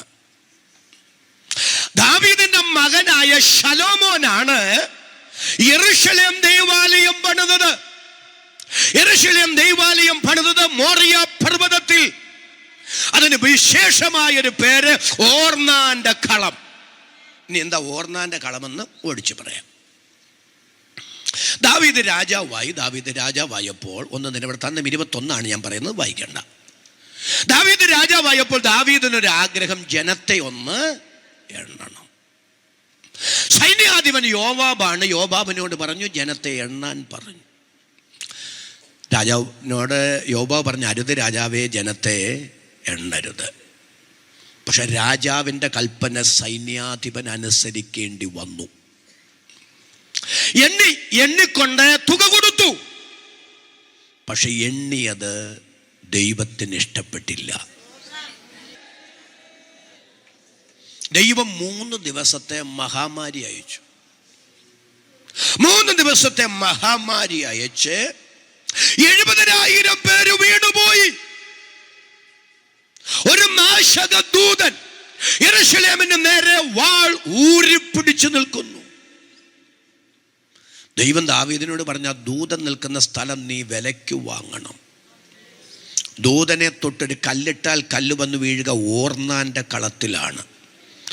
ഓർന്നാനും തൻ്റെ 4 മക്കളും കൂടെ ദൂതനെ കണ്ടിട്ട് ഒളിച്ചിരിക്കുകയാണ്. ദാവീദ് ആ സ്ഥലം വിലയ്ക്ക് വാങ്ങി. 600 ശേക്കൽ പൊന്നുകൊടുത്ത ആ സ്ഥലം വിലയ്ക്ക് വാങ്ങി. അവിടെ ഹോമയാഗപീഠം പണിതു, ദൈവത്തിന് യാഗമർപ്പിച്ചു. യാഗത്തിൽ പ്രസാദിച്ച ദൈവം നാശക ദൂതനോട് പറഞ്ഞു, നിന്റെ വാൾ ഉറയിലിടുക. അങ്ങനെ യെരൂശലേമിന് വരേണ്ടിയ ന്യായവിധി മാറിയ സ്ഥലമാണ് ഓർന്നാൻ്റെ കളം. അത് മാനവജാതിയുടെ മുഴുവൻ ന്യായവിധി മാർത്തിയ യേശു കർത്താവിൻ്റെ ക്രൂശ് മരണത്തിന് നിഴലാകിയാൽ ഞാൻ ദൈവത്തിന് സ്തോത്രം ചെയ്യുന്നു. എന്നോട് ചേർന്ന ആ വാക്കിന് ആമേൻ പറയാൻ എത്ര പേർക്ക് മനസ്സുണ്ട്? ദൈവത്തിന് സ്തോത്രം. യെരൂശലേമിന് വരേണ്ട ന്യായവിധി മാറിയ സ്ഥലമാണ് ഓർന്നാൻ്റെ കളം. അപ്പോൾ ഇത്ര ഭാഗം കേട്ടല്ലോ. ഇനിയും ഇതിൻ്റെ ഇടയ്ക്ക് ഈ പറഞ്ഞ കെ.ജെ. തോമസ് പാസ്റ്റർ പൗലോസിന്റെ മെലിത്ത അനുഭവങ്ങളെ കുറിച്ച്, പൗലോസ് മെലിത്തയിൽ പോയി അകപ്പെട്ട ആ പാമ്പ് കടിയേറ്റ അനുഭവത്തെക്കുറിച്ചും ഞാൻ അത്ഭുതപ്പെട്ടു പോയി. കാരണം കഴിഞ്ഞ സൺഡേയിൽ ഞാൻ ഞങ്ങളുടെ ചർച്ചിൽ പ്രസംഗിച്ചത് കപ്പൽ ഛേദത്തെക്കുറിച്ചായിരുന്നു. അതായത് 107-ാം സങ്കീർത്തനത്തിൽ നമ്മുടെ കപ്പലിന് നേരെ ഉയരുന്ന കൊടുങ്കാറ്റ്. അന്നേരം ഞാൻ ഒരിക്കലും പ്രതീക്ഷിച്ചില്ല കേട്ടോ, സൺഡേയിൽ ഇത് പ്രസംഗിക്കുമ്പോൾ അടുത്ത 3 ദിവസം ഞങ്ങളുടെ കപ്പൽ ഇളകാൻ പോവുകയാണ്, ഞങ്ങളുടെ കപ്പലിനെതിരെ കൊടുങ്കാറ്റടിക്കാൻ പോവുകയാണെന്ന് ഞങ്ങൾ ചിന്തിച്ചില്ല. പക്ഷേ സൺഡേ മെസ്സേജ് ഞാൻ കൺക്ലൂഡ് ചെയ്തപ്പോൾ ഒരു കാര്യം പറഞ്ഞു. യോന ദൈവഹിതമില്ലാത്ത വഴിയിൽ പണം കൊടുത്ത് അവൻ കപ്പലിൽ പോയി, അവൻ്റെ പണവും നഷ്ടപ്പെട്ടു, അവൻ വെള്ളത്തിലുമായി. പൗലോസ് ദൈവഹിതമുള്ള വഴിക്ക് അവൻ യാത്ര ചെയ്തു, കപ്പൽ തകർന്നു, നഷ്ടമുണ്ടായി, പക്ഷേ ദൈവഹിതം അവൻ്റെ ജീവിതത്തിൽ നിറവേറി. അപ്പോൾ ഞാൻ പറഞ്ഞത്, കഴിഞ്ഞ സൺഡേയിൽ പറഞ്ഞു നിർത്തിയത്, ദൈവഹിതമുള്ള വഴിക്ക് പോകുമ്പോൾ ചിലപ്പോൾ കപ്പൽ ഛേദമുണ്ടാകാം, പക്ഷേ ദൈവമാ കൊണ്ടുപോയതെങ്കിൽ നഷ്ടം ദൈവം നികത്തിത്തരും. അപ്പോൾ ഇതേ കാര്യങ്ങൾ ഇതേ ഭാഗത്തു നിന്ന് ഇപ്പോൾ പ്രധാനദാസൻ കെ.ജെ. തോമസ് പ്രസംഗിക്കുകയാണ്. എൻ്റെ മനസ്സിനോട് പരിശുദ്ധാത്മാവ് പറഞ്ഞു, നീ പേടിക്കണ്ട, നീ പോയ യാത്രയിൽ കപ്പൽ ഛേദമുണ്ടായെങ്കിലും ദൈവഹിതപ്രകാരമാണ് നീ പോയത്, അതുകൊണ്ട് നഷ്ടം നികത്തി തരുന്നത് കർത്താവാണ് എന്ന ഒരു ഉറപ്പിക്കൽ. ആ ക്ലിപ്പൂടെ ഒന്ന് കേട്ടിട്ട് ദൈവാത്മാവനോട് പറയുന്നൊരു ദൂത്, മെലീത്തായിൽ പൗലോസ് വിറകെടുത്ത് തീയിലിട്ടില്ലേ, അണൽ കയറി കയ്യെ ചുറ്റിയില്ലേ, നാട്ടുകാർ ഒന്നടങ്കം അടക്കം പറഞ്ഞില്ലേ, ഇവൻ കുറ്റവാളിയാന്ന്. സത്യത്തിൽ ആ തടവുകാരുടെ കൂട്ടത്തിൽ നിരപരാധി പൗലോസല്ലേ, പക്ഷെ കരക്കാരുടെ മുഴുവൻ കണ്ണിൻ്റെ മുമ്പിൽ നിരപരാധി കുറ്റവാളിയായില്ലേ. പക്ഷേ കരക്കാരുടെ മുഴുവൻ അപവാദ പ്രചരണങ്ങൾക്ക് എൻ്റെ ദൈവം കൽപ്പിച്ചത് അല്പായുസ്സം മാത്രമാണ്. ഒരു നാടിൻ്റെ മുഴുവൻ അപവാദ പ്രചരണങ്ങൾക്ക് എൻ്റെ ദൈവം കൽപ്പിച്ചത് അല്പായുസ്സ് മാത്രമാണ്. കുറ്റവാളി എന്ന് പറഞ്ഞവരെ കൊണ്ട് തന്നെ അവനൊരു ദേവനെന്ന് പറയത്തക്ക നിലയിൽ എൻ്റെ ദൈവം കളം മാറ്റി ചവിട്ടിപ്പിച്ചെങ്കിൽ ദോഷത്തിന് പകരം ദോഷങ്ങൾ, ശകാരത്തിന് പകരം ശകാരങ്ങൾ, തന്ത്രങ്ങൾക്ക് പകരം മറുതന്ത്രങ്ങൾ മെനയാതെ നീതിയോടെ വിധിക്കുന്ന ദൈവത്തിൻ്റെ കയ്യിൽ കാര്യം എറിഞ്ഞുകൊടുത്ത് ക്ഷമയോടെ കാത്തിരിക്കെ നിന്റെ നീതിയെ മധ്യാഹ്നം പോലെ പ്രകാശിപ്പിക്കാൻ എൻ്റെ ദൈവത്തിന് പദ്ധതി കൊണ്ടെന്ന് ദൈവാത്മാവ് ആലോചന വിളിച്ചു പറയുമ്പോൾ എന്നോട് ചേർന്ന് വിശ്വാസത്താൽ ആമേൻ പറയാൻ മനസ്സുള്ള എത്ര പേരുണ്ട്? കരമുയർത്തി, ശബ്ദമുയർത്തി ഇന്ന് മകൾ ദൈവത്തിന് സ്തോത്രം ചെയ്യുക. ഇത് ചിലരോടുള്ള ദൈവ ശബ്ദമാകിയാൽ ഞാൻ ദൈവത്തെ സ്തുതിക്കുന്നു.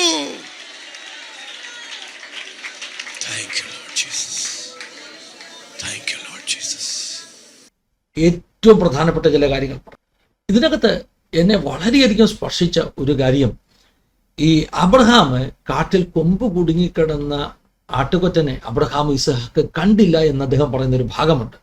നേരത്തെ തന്നെ അവിടെ കുടുങ്ങിക്കിടക്കുകയാണ്. ഇതേ കാര്യം ഞാൻ കഴിഞ്ഞതിൻ്റെ മുമ്പിലത്തെ സൺഡേ ഞങ്ങളുടെ ചർച്ചിൽ പ്രസംഗിച്ചു. നമുക്ക് വേണ്ടിയുള്ള ദൈവത്തിൻ്റെ കരുതൽ കൊമ്പ് കുടുങ്ങിക്കിടപ്പുണ്ട്. അത് അഴിക്കാൻ ആർക്കും പറ്റത്തില്ല. ആ ആടിന് സ്വയമായിട്ട് രക്ഷപ്പെടാൻ പറ്റത്തില്ല. അവിടെ ഞാൻ പറഞ്ഞ ഒരു കാര്യം, കൊമ്പ് കിടങ്ങിക്കിടക്കുന്ന ഒരു ആട് നിശബ്ദമായിരിക്കുമ്പോൾ അത് അലയ്ക്കത്തില്ലേ, രക്ഷപ്പെടാൻ ശ്രമിക്കത്തില്ലേ, ബഹളം ഉണ്ടാക്കത്തില്ലേ? ഇതൊന്നും ചെയ്യാതെ അവിടെ കിടക്കുക. ഫിസിക്കലി ഒരു ആട് അവിടെ കിടക്കുക. പക്ഷെ അബ്രഹാം ഇസ്ഹാക്ക് കാണുന്നില്ല. കാണാത്തതിൻ്റെ കാരണം എന്താ? ദൈവം ഒരു വിഷയം വെളിപ്പെടുത്തേണ്ട സമയത്ത്, കാണിച്ചു തരേണ്ട സമയത്ത് നമുക്ക് കാണത്തുള്ളൂ. നേരത്തെ പ്രൊവൈഡ് ചെയ്തിട്ടിട്ടുണ്ട്, പക്ഷേ അതിനൊരു സമയമുണ്ടെന്ന് ഞാൻ കഴിഞ്ഞതിൻ്റെ മുമ്പിലത്തെ സൺഡേയിൽ പ്രസംഗിച്ചെങ്കിൽ ഇന്ന് എൻ്റെ ജീവിതാനുഭവത്തിൽ അത് ശരിയായി വരികയാണ്. ദൈവം ചിലത് കാണിച്ചു തരാൻ ഒരു സമയമുണ്ട്. KG തോമസ് പാസ്റ്ററും അതേ കാര്യം തന്നെ പറഞ്ഞ് പ്രസംഗിക്കുകയാണ്. ഞാൻ നീട്ടുന്നില്ല, അദ്ദേഹത്തിൻ്റെ മെസ്സേജിൻ്റെ ബാക്കി ഭാഗം മുഴുവൻ നിങ്ങൾ ഒന്നിച്ച് കേൾക്കുക. വളരെ പ്രധാനപ്പെട്ട കാര്യം, ദാവീദ് രാജാവിനെ എന്തിനാണ് ദൈവം ഫെലിസ്ത്യരോട് കൂടെ യുദ്ധത്തിന് പോകാൻ സമ്മതിക്കാഞ്ഞത്? വഴി അടഞ്ഞെന്ന് നമുക്ക് തോന്നും അല്ലേ? പക്ഷെ അതിന് പിന്നിലുള്ള വലിയ ദൈവിക പദ്ധതിയെക്കുറിച്ച് ആ ദേവദാസൻ പറഞ്ഞപ്പോൾ ഞാൻ ദൈവത്തിന് നന്ദി. ഞാൻ അന്നേരത്തേക്ക് മെഷീനിൽ നിന്ന് ഇറങ്ങിയിട്ട് നടക്കാൻ തുടങ്ങി.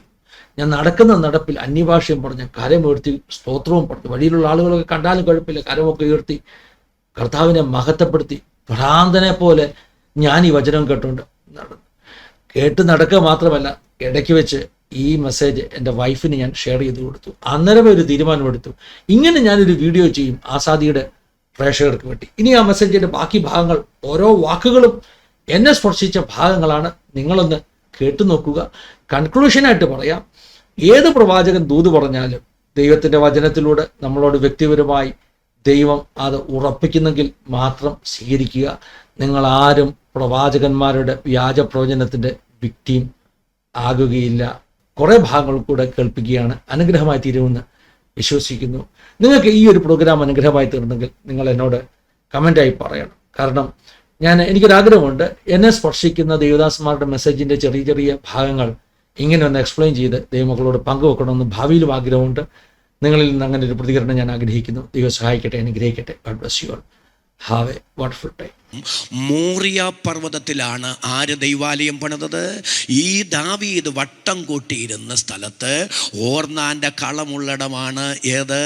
ഈ മോറിയ പർവ്വതം. ഈ മോറിയ പർവ്വതത്തിൽ ആണ് ശലോമോൻ രാജാവ് യെരൂശലേം ദൈവാലയം പണിതത്. യഹൂദ ചരിത്രകാരനായ ജോസിഫസ് ആണ് അതിൻ്റെ മനോഹരമായ ഭൂമിശാസ്ത്രപരമായ കാര്യങ്ങൾ നമുക്ക് ബോധ്യപ്പെടുത്തി തന്നിട്ടുള്ളത്. പ്രിയപ്പെട്ടവരെ, ഈ മോറിയ പർവ്വതത്തിൽ ആണ് ശലോമോൻ രാജാവ് യെരൂശലേം ദൈവാലയം പണിതത്. ഈ ദൈവാലയത്തിന് 3 ഭാഗം ശ്രദ്ധിച്ചേ. 1 പ്രാകാരം, ഒരു നല്ല ആമേൻ പറഞ്ഞ് 2 വിശുദ്ധ സ്ഥലം, 3 അതിവിശുദ്ധ സ്ഥലം. അതിൽ ജോസിഫസ് പറയുന്നത് ഇതിൻ്റെ അതിവിശുദ്ധ സ്ഥലം ഇരുന്ന ഇടത്താണ് അബ്രഹാം തൻ്റെ മകനായ ഇസഹാക്കിനു വേണ്ടിയുള്ള ഹോമയാഗപീഠം പണിതത്. അവിടെയാണ് ദൈവം കരുതിയ, പിന്നീട് വ്യക്തമാക്കാം, ദൈവം കരുതിയ ആടിനെ യാഗമർപ്പിച്ചത്. അപ്പം അബ്രഹാമേ, നീ നിൻ്റെ മകൻ ഇസഹാക്കിനെ തന്നെ കൂട്ടിക്കൊണ്ട്, നീ സ്നേഹിക്കുന്ന മകൻ ഇസഹാക്കിനെ തന്നെ കൂട്ടിക്കൊണ്ട് മോറിയ ദേശത്ത് ഞാൻ കൽപ്പിക്കുന്ന ഇടത്തവനെ ഹോമയാഗം കഴിക്കാൻ പറഞ്ഞത് മകൻ്റെ മരണം കാണിക്കാനല്ല, എൻ്റെ ആലയത്തിന് നിന്നെ കൊണ്ട് അടിസ്ഥാനമിടിപ്പിക്കാനാണ്. അതിനെ തുടർന്നൊരു നല്ല ആമേൻ പറഞ്ഞ് യെരൂശലേം ദൈവാലയം പണിതത് ശലോമോനാണെങ്കിലും അതിന് അടിസ്ഥാനം ദൈവം ഇടിപ്പിച്ചത് അബ്രഹാമിനെ കൊണ്ടാണ്. കൃപ ലഭിച്ച ദൈവമക്കൾ സ്തോത്രം ചെയ്തു പറ. ഇന്ന് കടന്നു പോകുന്ന ചില സങ്കടങ്ങളുടെ പിറകിൽ ചില അടിസ്ഥാനങ്ങൾ ഇടിപ്പിക്കാനുള്ള ദൈവ പദ്ധതികൾ മറഞ്ഞിരിപ്പുണ്ടെന്ന് ദൈവാത്മാവ് ആലോചന വിളിച്ചു പറയുമ്പോൾ അധരം തുറന്ന് ദൈവത്തിന് സ്തോത്രം പറയാൻ എത്ര പേർക്ക് മനസ്സുണ്ട്? അവർക്കായി ഞാൻ ദൈവത്തെ സ്തുതിക്കുന്നു. ഹല്ലേലൂയ. ഇനി അല്പം കൂടെ ഒന്ന് വ്യക്തമാക്കാം. ഈ പഴയ നിയമ യെരൂശലേം ദൈവാലയം പുതിയ നിയമസഭയാം ദൈവാലയത്തിൻ്റെ നിഴലാണ്. പഴയ നിയമ യെരൂശലേം ദൈവാലയം ഒരു ഹോമയാഗവേദിയിൽ അടിസ്ഥാനപ്പെട്ടു പണിതു. ഏത് ഹോമയാഗവേദി? അബ്രഹാമിൻ്റെ മകനായ ഇസഹാക്കിൻ്റെ ഹോമയാഗവേദി. പുതിയ നിയമസഭയാം ദൈവാലയവും ഒരു യാഗവേദിയിൽ അടിസ്ഥാനപ്പെട്ട് പണിതു. ഏത് യാഗവേദി? നമ്മുടെ വാഴ്ത്തപ്പെട്ട കർത്താവായ യേശു ക്രിസ്തുവിന്റെ ക്രൂശു മരണമെന്ന യാഗവേദി. അതിനെ തുടർന്ന് എന്നോട് ചേർന്ന് ആമേൻ പറയാൻ എത്ര പേർക്ക് മനസ്സുണ്ട്? ദൈവത്തിന് സ്തോത്രം. ഞാൻ എന്നെ ത്രസിപ്പിച്ച് മറ്റൊരാശയം ഞാൻ നിങ്ങളോട് പറയാം. പഴയ നിയമ ദൈവാലയം ഒരു രക്തത്തിൽ അടിസ്ഥാനപ്പെട്ടു പണിതു. ഒരു നല്ല ആമേൻ എന്ന് പറഞ്ഞേ. ഏതൊരു രക്തം? അബ്രഹാമിൻ്റെ മകനായ ഇസഹാക്കിനു പകരം. അടുത്തത് ആധാരം തുറന്നൊന്ന് സ്തോത്രം ചെയ്ത് പറ. ദൈവം കരുതിയ ദൈവത്തിൻ്റെ ആടിൻ്റെ രക്തം. അതങ്ങനെ പറഞ്ഞാൽ പറ്റിയല്ല. ഞാൻ അല്പം കൂടെ ഒന്ന് വ്യക്തമാക്കാം. ഞാൻ നിങ്ങളോട് പറഞ്ഞല്ലോ, അബ്രഹാം ആ മോറിയ പർവ്വതത്തിൻ്റെ വിവിധ ഭാഗങ്ങളിൽ നിന്ന് കല്ല് പെറുക്കിക്കൊണ്ട് വന്നല്ലേ ഹോമയാഗപീഠം പണിതേ? ആണോ? അതിനു മുമ്പ് ഒരു അവിടെ യാഗം നടന്നിട്ടില്ലല്ലോ. അപ്പം മലയുടെ മുകളിൽ നിന്ന് പല സ്ഥലത്ത് നിന്ന് ഇത്രയേ ഉള്ള കല്ലുകൾ തപ്പി തപ്പി തപ്പി തപ്പി അബ്രഹാം പെറുക്കിക്കൊണ്ട് വരിക. അങ്ങനെ കല്ല് തപ്പി നടന്നപ്പോഴൊന്നും ഒരാടിനെ അബ്രഹാം കണ്ടില്ല. ഒരാമേൻ എന്ന് പറയാമോ?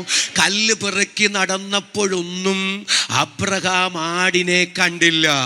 അപ്പൻ കല്ല് പെറുക്കി നടക്കുമ്പോൾ ഇസഹാക്കിന്റെ കണ്ണ് അരിച്ചു പെറുക്കിയതാ. ഒരാമേൻ പറഞ്ഞതോടൊന്ന് സ്തോത്രം ചെയ്ത് പറഞ്ഞു. ഇസഹാക്കിന്റെ കണ്ണ് അരിച്ചു പെറുക്കിയതാ. അവിടെങ്ങാനും ആടുണ്ടോന്ന്. പക്ഷെ ഓരോ ആടിനെയും ഇസഹാക്കിന്റെ കണ്ണുകൊണ്ട് ഇസഹാക്ക് കണ്ടില്ല. കല്ല് പെറുക്കിയ സമയത്ത് അബ്രഹാം കാണാതിരുന്ന അപ്പം കല്ല് പെറുക്കി നടന്നപ്പോ ഇസഹാക്ക് കണ്ണ് പരതി നോക്കിയിട്ടും ഇസഹാക്കിന്റെ കണ്ണിൽ കാണാതെ മറഞ്ഞിരുന്ന എൻ്റെ ദൈവത്തിന് സ്തോത്രം. ദൈവം കരുതിയ ദൈവത്തിന്റെ ആട്. ഇന്ന് പകൽ ഞാൻ സ്തോത്രം ചെയ്ത് പറയാൻ കേട്ടോ, ദൈവത്തിന്റെ കരുതലുകളൊക്കെ സമയത്ത് വെളിപ്പെട്ടു വരും. കൃപ ലഭിച്ചവർ സ്തോത്രം ചെയ്ത് പറ. ഇന്ന് സാധ്യതകൾ ഇല്ലെങ്കിലും, ഇന്ന് അസാധ്യമാണെങ്കിലും ദൈവം കരുതിയത് സമയത്ത് ദൈവം ഒരുക്കി വെളിപ്പെടുത്തി തരും. കൃപ ലഭിച്ചവർ ആധാരം തുറന്നൊന്ന് സ്തോത്രം ചെയ്തു പറ. ദൈവം ഒരുക്കിയത് സമയത്ത് വെളിപ്പെടുത്തി തരാൻ എന്റെ ദൈവം വിശ്വസ്തൻ. അവൻ നിങ്ങൾക്കായി കരുതുന്നതാകയാൽ കരമുയർത്തി സ്തോത്രം ചെയ്തു പറ. അവൻ നിങ്ങൾക്കായി കരുതുന്നതാകയാൽ നിങ്ങളുടെ സകല ചിന്താകുലവും അവൻ മേലിട്ടോൾവീൻ. ഞാനത് പറയുമ്പോൾ എൻ്റെ ഹൃദയം നിറയുന്നു. നിങ്ങൾ ഏറ്റവും എന്നോട് എത്ര പേര് വരുന്നുണ്ട് അതുവരെ അങ്ങനെ ഒരു ആടിനെ കണ്ടില്ലെന്ന്? നിങ്ങൾ നോർത്ത് നോക്കി. ഇത്രയുള്ള കല്ലും പിറക്കി അപ്പം വരിക. ഇത്രയുള്ള കല്ല് തപ്പി നടക്കുമ്പോൾ ഇത്രയുള്ള ആടുണ്ടാ കാണണ്ടല്ലേ? 30 വയസ്സ് മുതൽ 34 വയസ്സ് വരെയാണ് അന്ന് ഇസ്ഹാക്കിന്റെ പ്രായം. നല്ല കാഴ്ചശക്തിയുള്ള പ്രായമാണ്. ഒരാമേൻ എന്ന് പറഞ്ഞു. ഇസ്ഹാക്കിന്റെ കണ്ണുകൊണ്ട് ഒരാടിനെയും കണ്ടില്ലല്ലോ. ആ മലയിലെല്ലാം കണ്ണിങ്ങനെ പരതിയതല്ലേ, എവിടെ ആടെന്ന്? പക്ഷെ തമ്പുരാൻ കുരുക്കിയിട്ടത്. അപ്പൻ കല്ല് പിറക്കി നടന്നപ്പോ കാണാഞ്ഞത്, ഇസഹാക്ക് അതുവരെ അന്വേഷിച്ചിട്ട് കണ്ടെത്താതിരുന്നത്. ദൈവം കരുതിയത് സമയത്തല്ലേ വെളിപ്പെട്ടത്. ഇന്ന് മകൾ സ്തോത്രം ചെയ്തു പറ. ദൈവം കരുതിയതൊക്കെ സമയത്ത് വെളിപ്പെടും. സമയത്ത് വെളിപ്പെടുത്തും. തലമുറയ്ക്ക് വേണ്ടിയാകട്ടെ, കുടുംബത്തിന് വേണ്ടിയാകട്ടെ. സ്തോത്രം ചെയ്തു പറ. ദൈവം കരുതിയതൊക്കെ സമയത്ത് വെളിപ്പെടും. യേശുവിന്റെ നാമത്തിൽ ഇന്ന് മകൾ ദൈവാത്മാവ് ഈ ദൂത് ചിലരോട് പ്രവചിച്ചു പറയുകയാണ്. ദൈവം കരുതിയത് സമയത്ത് വെളിപ്പെട്ടു വരും. യേശുവിൻ നാമത്തിൽ അതങ്ങനെ സംഭവിക്കട്ടെ.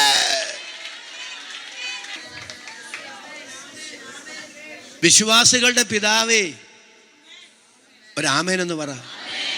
ദൈവത്തിന്റെ സ്നേഹിത അബ്രഹാമേ, 3 ദിവസം നിന്നെ എരുതിയിലൂടെ നടത്തിയത് നിന്റെ മകന്റെ മരണം കാണിക്കാനല്ല, പുതിയ നിയമ സഭയാം ദൈവാലയത്തിന്റെ നിഴലായ പഴയ നിയമ ദൈവാലയത്തിന് നിന്നെ കൊണ്ട് അടിസ്ഥാനമിടിപ്പിക്കാനാ. കൃപ ലഭിച്ചവർ ഒരുമിച്ചൊന്ന് സ്തോത്രം ചെയ്തു പറ. ട്രെയിനിങ് എത്ര ഹാർഡാണോ, ഉദ്യോഗം എത്ര വലുതാണ്, ട്രെയിനിങ് എത്ര ഹാർഡാണോ, സാലറി എത്ര ഉന്നതമാണ്, ഇതുപോലെ ദൈവം തരുന്ന ചില ശോധനകൾ അല്പ കഠിനമെന്ന് തോന്നിയാലും അതിനാനുപാതികമാണ് താങ്കളിലൂടെ വെളിപ്പെടാൻ പോകുന്ന ദൈവപ്രവൃത്തി എന്ന് ദൈവത്തിന്റെ പരിശുദ്ധാത്മാവ് ഇടപെടുമ്പോൾ അധരം തുറന്നൊന്ന് സ്തോത്രം ചെയ്തു പറ. ഞാൻ നിങ്ങളെ കുറിച്ച് നിരൂപിക്കുന്ന നിരൂപണങ്ങൾ ഇന്നവയെന്ന് ഞാൻ അറിയുന്നു. അവ തിന്മയ്ക്കായുള്ള നിരൂപണങ്ങളല്ല, നന്മയ്ക്കായുള്ളവയത്രേ എന്ന് യഹോവയുടെ അരുളപ്പാട്. കരമടിച്ച അധരങ്ങൾ തുറന്ന് ശക്തിയോടെ ദൈവത്തിനൊന്ന് സ്തോത്രം ചെയ്യാം. ഇന്ന് മകൾ ദൈവാത്മാവ് ചിലരോട് ഇടപെടുന്നു. ഈ ശോധനകളുടെ പിറകിൽ, ഈ വേദനകളുടെ പിറകിൽ, ഈ സങ്കടങ്ങളുടെ പിറകിൽ തിന്മയ്ക്കല്ല നന്മയ്ക്ക് എന്റെ ദൈവത്തിനൊരു പദ്ധതി ഉണ്ടെന്ന് പരിശുദ്ധാത്മാവ് അതിശക്തമായി ചിലരോട് സംസാരിക്കുന്നു. കര ഉയർത്തിടുന്ന നല്ല ആമേൻ എന്ന് പറയും. ഞാൻ ചെയ്യുന്നത് ഒന്ന് ആമേൻ പറ. ഞാൻ ചെയ്യുന്നത് എന്തെന്ന് ഇപ്പോൾ നീ അറിയുന്നില്ല, എന്നാ പിന്നെ നീ അറിയും, പിന്നെ നീ അറിയും. വെറുതെ ഒരു ശോധന തരികയില്ല, വെറുതെ ഒരു സങ്കടം തരികയില്ല. എൻ്റെ നാഥൻ, എൻ്റെ പ്രിയ കർത്താവ് എനിക്ക് വേണ്ടി രക്തം തന്നെ എന്നെ സ്നേഹിച്ച് എനിക്ക് വേണ്ടി ജീവനെ മറുവിലയായി തന്ന എൻ്റെ രക്ഷിതാവ് അനുവദിക്കുന്ന എല്ലാ ശോധനകളുടെ പിറകിലും എൻ്റെ ദൈവത്തിന് തിന്മയ്ക്കല്ല നന്മയ്ക്കൊരു പദ്ധതിയുണ്ട്. അതിന്നെനിക്ക് മനസ്സിലാകില്ലെങ്കിലും ഞാനത് അറിയും, ഞാനത് അറിയും. എൻ്റെ ദൈവം എനിക്കത് മനസ്സിലാക്കി തരും. അതരം തുറന്ന് ആമേൻ പറയാൻ എത്ര പേർക്ക് ഈ പകൽ മനസ്സുണ്ട്? ഒരു കാര്യം കൂടെ ഒന്ന് പറയാണ്, എനിക്ക് ദൈവമക്കളെ ഒന്ന് ഉറപ്പിക്കാൻ ഒരു നിയോഗം. പ്രിയപ്പെട്ടവരെ, ചിലപ്പോഴൊക്കെ നമ്മുടെ ചില ആഗ്രഹങ്ങൾ ദൈവം അങ്ങ് തടയും. രാമൻ എന്ന് പറയുന്നത് ചിലപ്പോൾ നമ്മുടെ ചില ആഗ്രഹങ്ങളൊക്കെ ദൈവം അങ്ങ് എന്നോട് ദേഷ്യം തോന്നുന്നു. അതും ദൈവത്തിൻ്റെ പദ്ധതിയാണ്. കാരണം ആദിയിൽ തന്നെ അവസാനവും പൂർവകാലത്ത് തന്നെ വരുവാനുള്ളതും അറിയാവുന്നത് ദൈവത്തിനാണ്. ചില വഴികൾ ദൈവം തടയുമ്പോൾ നിരാശപ്പെടരുത്. ഹൃദയം തുറന്ന് ദൈവത്തിന് സ്തോത്രം പറഞ്ഞോണം. ദൈവം തടയോ? രാമൻ പറ. അതെ, ദൈവം തടഞ്ഞ് പിന്നീട് ചിന്തിക്കുമ്പോഴാണ് മനസ്സിലാകുന്നത് അതും എൻ്റെ നന്മയ്ക്കായിരുന്നു. നമ്മൾ മനുഷ്യരാണ്, നമ്മൾ ആഗ്രഹിക്കുന്നതും നമ്മൾ ചോദിക്കുന്നതും എല്ലാം കിട്ടിയില്ലെങ്കിൽ നമുക്ക് നിരാശയാണ്. പക്ഷെ ദൈവം ചില വഴികൾ അടയ്ക്കും. വീട്ടിൽ ചെന്ന് വായിച്ചാൽ മതി. 1 ശമൂവേലിന്റെ പുസ്തകമാണ് 29 അധ്യായങ്ങൾ. ഇസ്രായേലിനും ഫെലിസ്ത്യനും തമ്മിൽ യുദ്ധം നടക്കുക. ദാവീദ് ആക്കീഷിന്റെ ആശ്രിതനായി ഒരു നല്ല ആമയും പറഞ്ഞു സിക്ലാഗിൽ പാർക്കുക. സിക്ലാഗിൽ പാർക്കുമ്പോൾ ഈ ദാവീദിനൊരാഗ്രഹം, ആക്കീഷിനെ ഒന്ന് സന്തോഷിപ്പിക്കണം. അപ്പൊ ഇസ്രായേലുമായിട്ട് യുദ്ധം നടക്കുകയല്ലേ, ശൗലിനോട് പ്രതികാരം ചെയ്യാൻ കിട്ടിയൊരു അവസരം. അതുകൊണ്ട് ഈ 600 പേരും ദാവീദും കൂടെ ആക്കീഷിന്റെ കൂടെ യുദ്ധം ചെയ്യാൻ, അവരുടെ കൂടെ യുദ്ധം ഇസ്രായേലിനെതിരെ ചെയ്യാനായിട്ട് പോവുകയാണ്. അങ്ങനെ അവിടെ ചെന്ന് യുദ്ധം ചെയ്യാനായിട്ട് ആക്കീഷിന്റെ കൂടെ കൂടിയപ്പോൾ ദൈവം എത്ര വിശ്വസ്തനാണെന്നറിയാവും. ആക്കീഷിന്റെ പ്രഭുക്കന്മാർ ചോദിച്ചു, ആരെ കൊണ്ടാ പോകുന്നേ? ആക്കീഷ് പറഞ്ഞു ഇവൻ. അപ്പം ഈ ഭൃത്യന്മാർ തിരിച്ചു നോക്കി, ഇവൻ ആരാന്നറിയാവോ? ഒരാമേനൊന്ന് പറ. ഇവനാ നമ്മുടെ മല്ലം ഗോലിയാത്തിനെ കൊന്നവൻ. അങ്ങനെ തന്നെ ഒരു പദം എഴുതിയിട്ടുണ്ട്. പണ്ട് അവർ പാടി, ഇസ്രായേൽ കന്യകമാർ പാടിയ പാട്ട് ഓർക്കുന്നുണ്ടോ? ശൗൽ 1000 കൊന്നു, അന്ന് അവൻ്റെ യജമാനെ പ്രീതിപ്പെടുത്തിയത് ഗോലിയാത്തിനെ കൊന്ന് തല കൊടുത്തിട്ടാ. ഇപ്പം അവൻ്റെ യജമാനെ പ്രീതിപ്പെടുത്താൻ പോകുന്നത് യുദ്ധത്തിൻ്റെ കൂടെ നമ്മുടെ കൂടെ വന്ന് യുദ്ധം മുറുകുമ്പോൾ മറുകണ്ഠം ചാടും. ഒരു നല്ല ആമേനെന്ന് പറഞ്ഞു. യുദ്ധം മുറുകുമ്പോൾ മറുകണ്ഠം. പക്ഷെ എന്നെ അത്ഭുതപ്പെടുത്തിയൊരു കാര്യം, എൻ്റെ പ്രിയരെ, ഇവർക്കിതെല്ലാം അറിയാം. എന്നാ അറിയാം? ഗോലിയാത്തിനെ കൊന്നത് ഇവനാന്ന് ഇസ്രായേൽ കന്യകമാർ പാടിയ പാട്ടും എല്ലാം അറിയാം. ഇപ്പം ഇവരുടെ നാട്ടിലാണ്. സത്യം പറയാം, പ്രതികാരം ചെയ്യാനാണെങ്കിൽ എന്തൊരവസരമാണ് അല്ലേ? പക്ഷെ പ്രതികാരം ചെയ്യാൻ അവർക്ക് തോന്നിയില്ലെന്നെ പറയുന്നതിനേക്കാൾ ദൈവം അനുവദിച്ചില്ല. ഞാനൊരു കാര്യം പറയാം, ദൈവം അനുവദിക്കാതെ, ഒരു നല്ല ആമേൻ പറ, ദൈവം അനുവദിക്കാതെ ഒരു ശക്തി നമുക്കെതിരെ ചലിക്കുകയില്ല. ശത്രുവിൻ്റെ പാളയത്തിനകത്തും നമ്മെ സുരക്ഷിതമായി കാക്കുന്നൊരു ദൈവമുണ്ടെന്ന് ഇന്ന് പകൽ ഉറപ്പുണ്ടെങ്കിൽ ആ ഉറപ്പുള്ള ദൈവമക്കൾ കരമുയർത്തി ഒരിക്കൽ കൂടെ സ്തോത്രം ചെയ്തു പറ, ദൈവം വിശ്വസ്തൻ.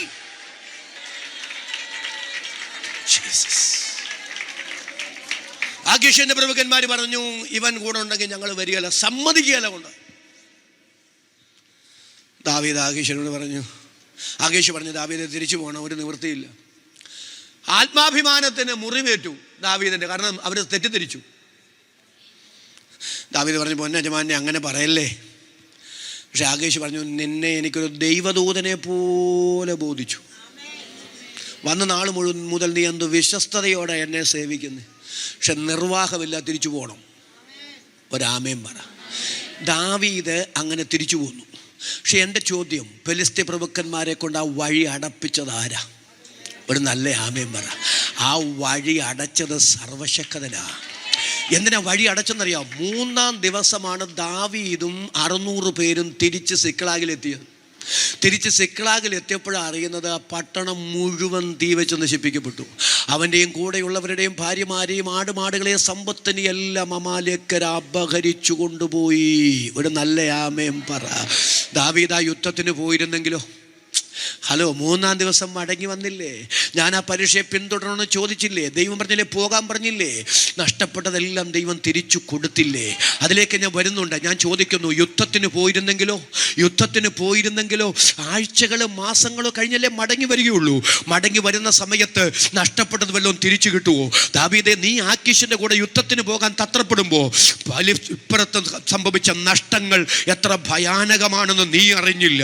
എന്നാൽ നഷ്ടപ്പെട്ടതൊന്നും എന്നേക്കും നിനക്ക് നഷ്ടപ്പെടാതിരിക്കാൻ, നഷ്ടപ്പെട്ടത് നിനക്ക് തിരിച്ചു തരാൻ നിന്നോട് വിശ്വസ്തത തോന്നിയ ദൈവം ആ വഴി ആക്കീശിന്റെ പ്രഭുക്കന്മാരെ കൊണ്ട് അടപ്പിച്ചതാണെങ്കിൽ ഇന്ന് പകൽ ദൈവാത്മാവ് സ്തോത്രം ചെയ്തു പറയുന്നു, നഷ്ടപ്പെട്ടത് നീ ഓർത്ത് ഭാരപ്പെടണ്ട. നഷ്ടപ്പെട്ടത് മടക്കി തരുന്നൊരു ദൈവമഹത്വം ഇന്ന് പകൽ ദൈവാത്മാവ് ഇതിനകത്ത് അയക്കുന്ന യേശു ക്രിസ്തുവിന്റെ നാമത്തിൽ അതങ്ങനെ സംഭവിക്കട്ടെ. വിശ്വസിക്കുന്നവർ അധരം തുറന്ന് ഇന്ന് പകൽ ദൈവത്തിന് സ്തോത്രം ചെയ്യാൻ ദൈവാത്മാവ് അതിശക്തമായി ഇന്ന് പകൽ ചിലരോട് ഇടപെടുന്നു. നഷ്ടപ്പെട്ടത് ചിലത് നിങ്ങൾ തിരിച്ചു പിടിക്കുന്ന, നഷ്ടപ്പെട്ട ചിലത് നിങ്ങൾക്ക് മടക്കി കിട്ടുന്ന ഒരു ദൈവമഹത്വമുണ്ടെന്ന് കർത്താവ് ഇടപെടുകയാണ്.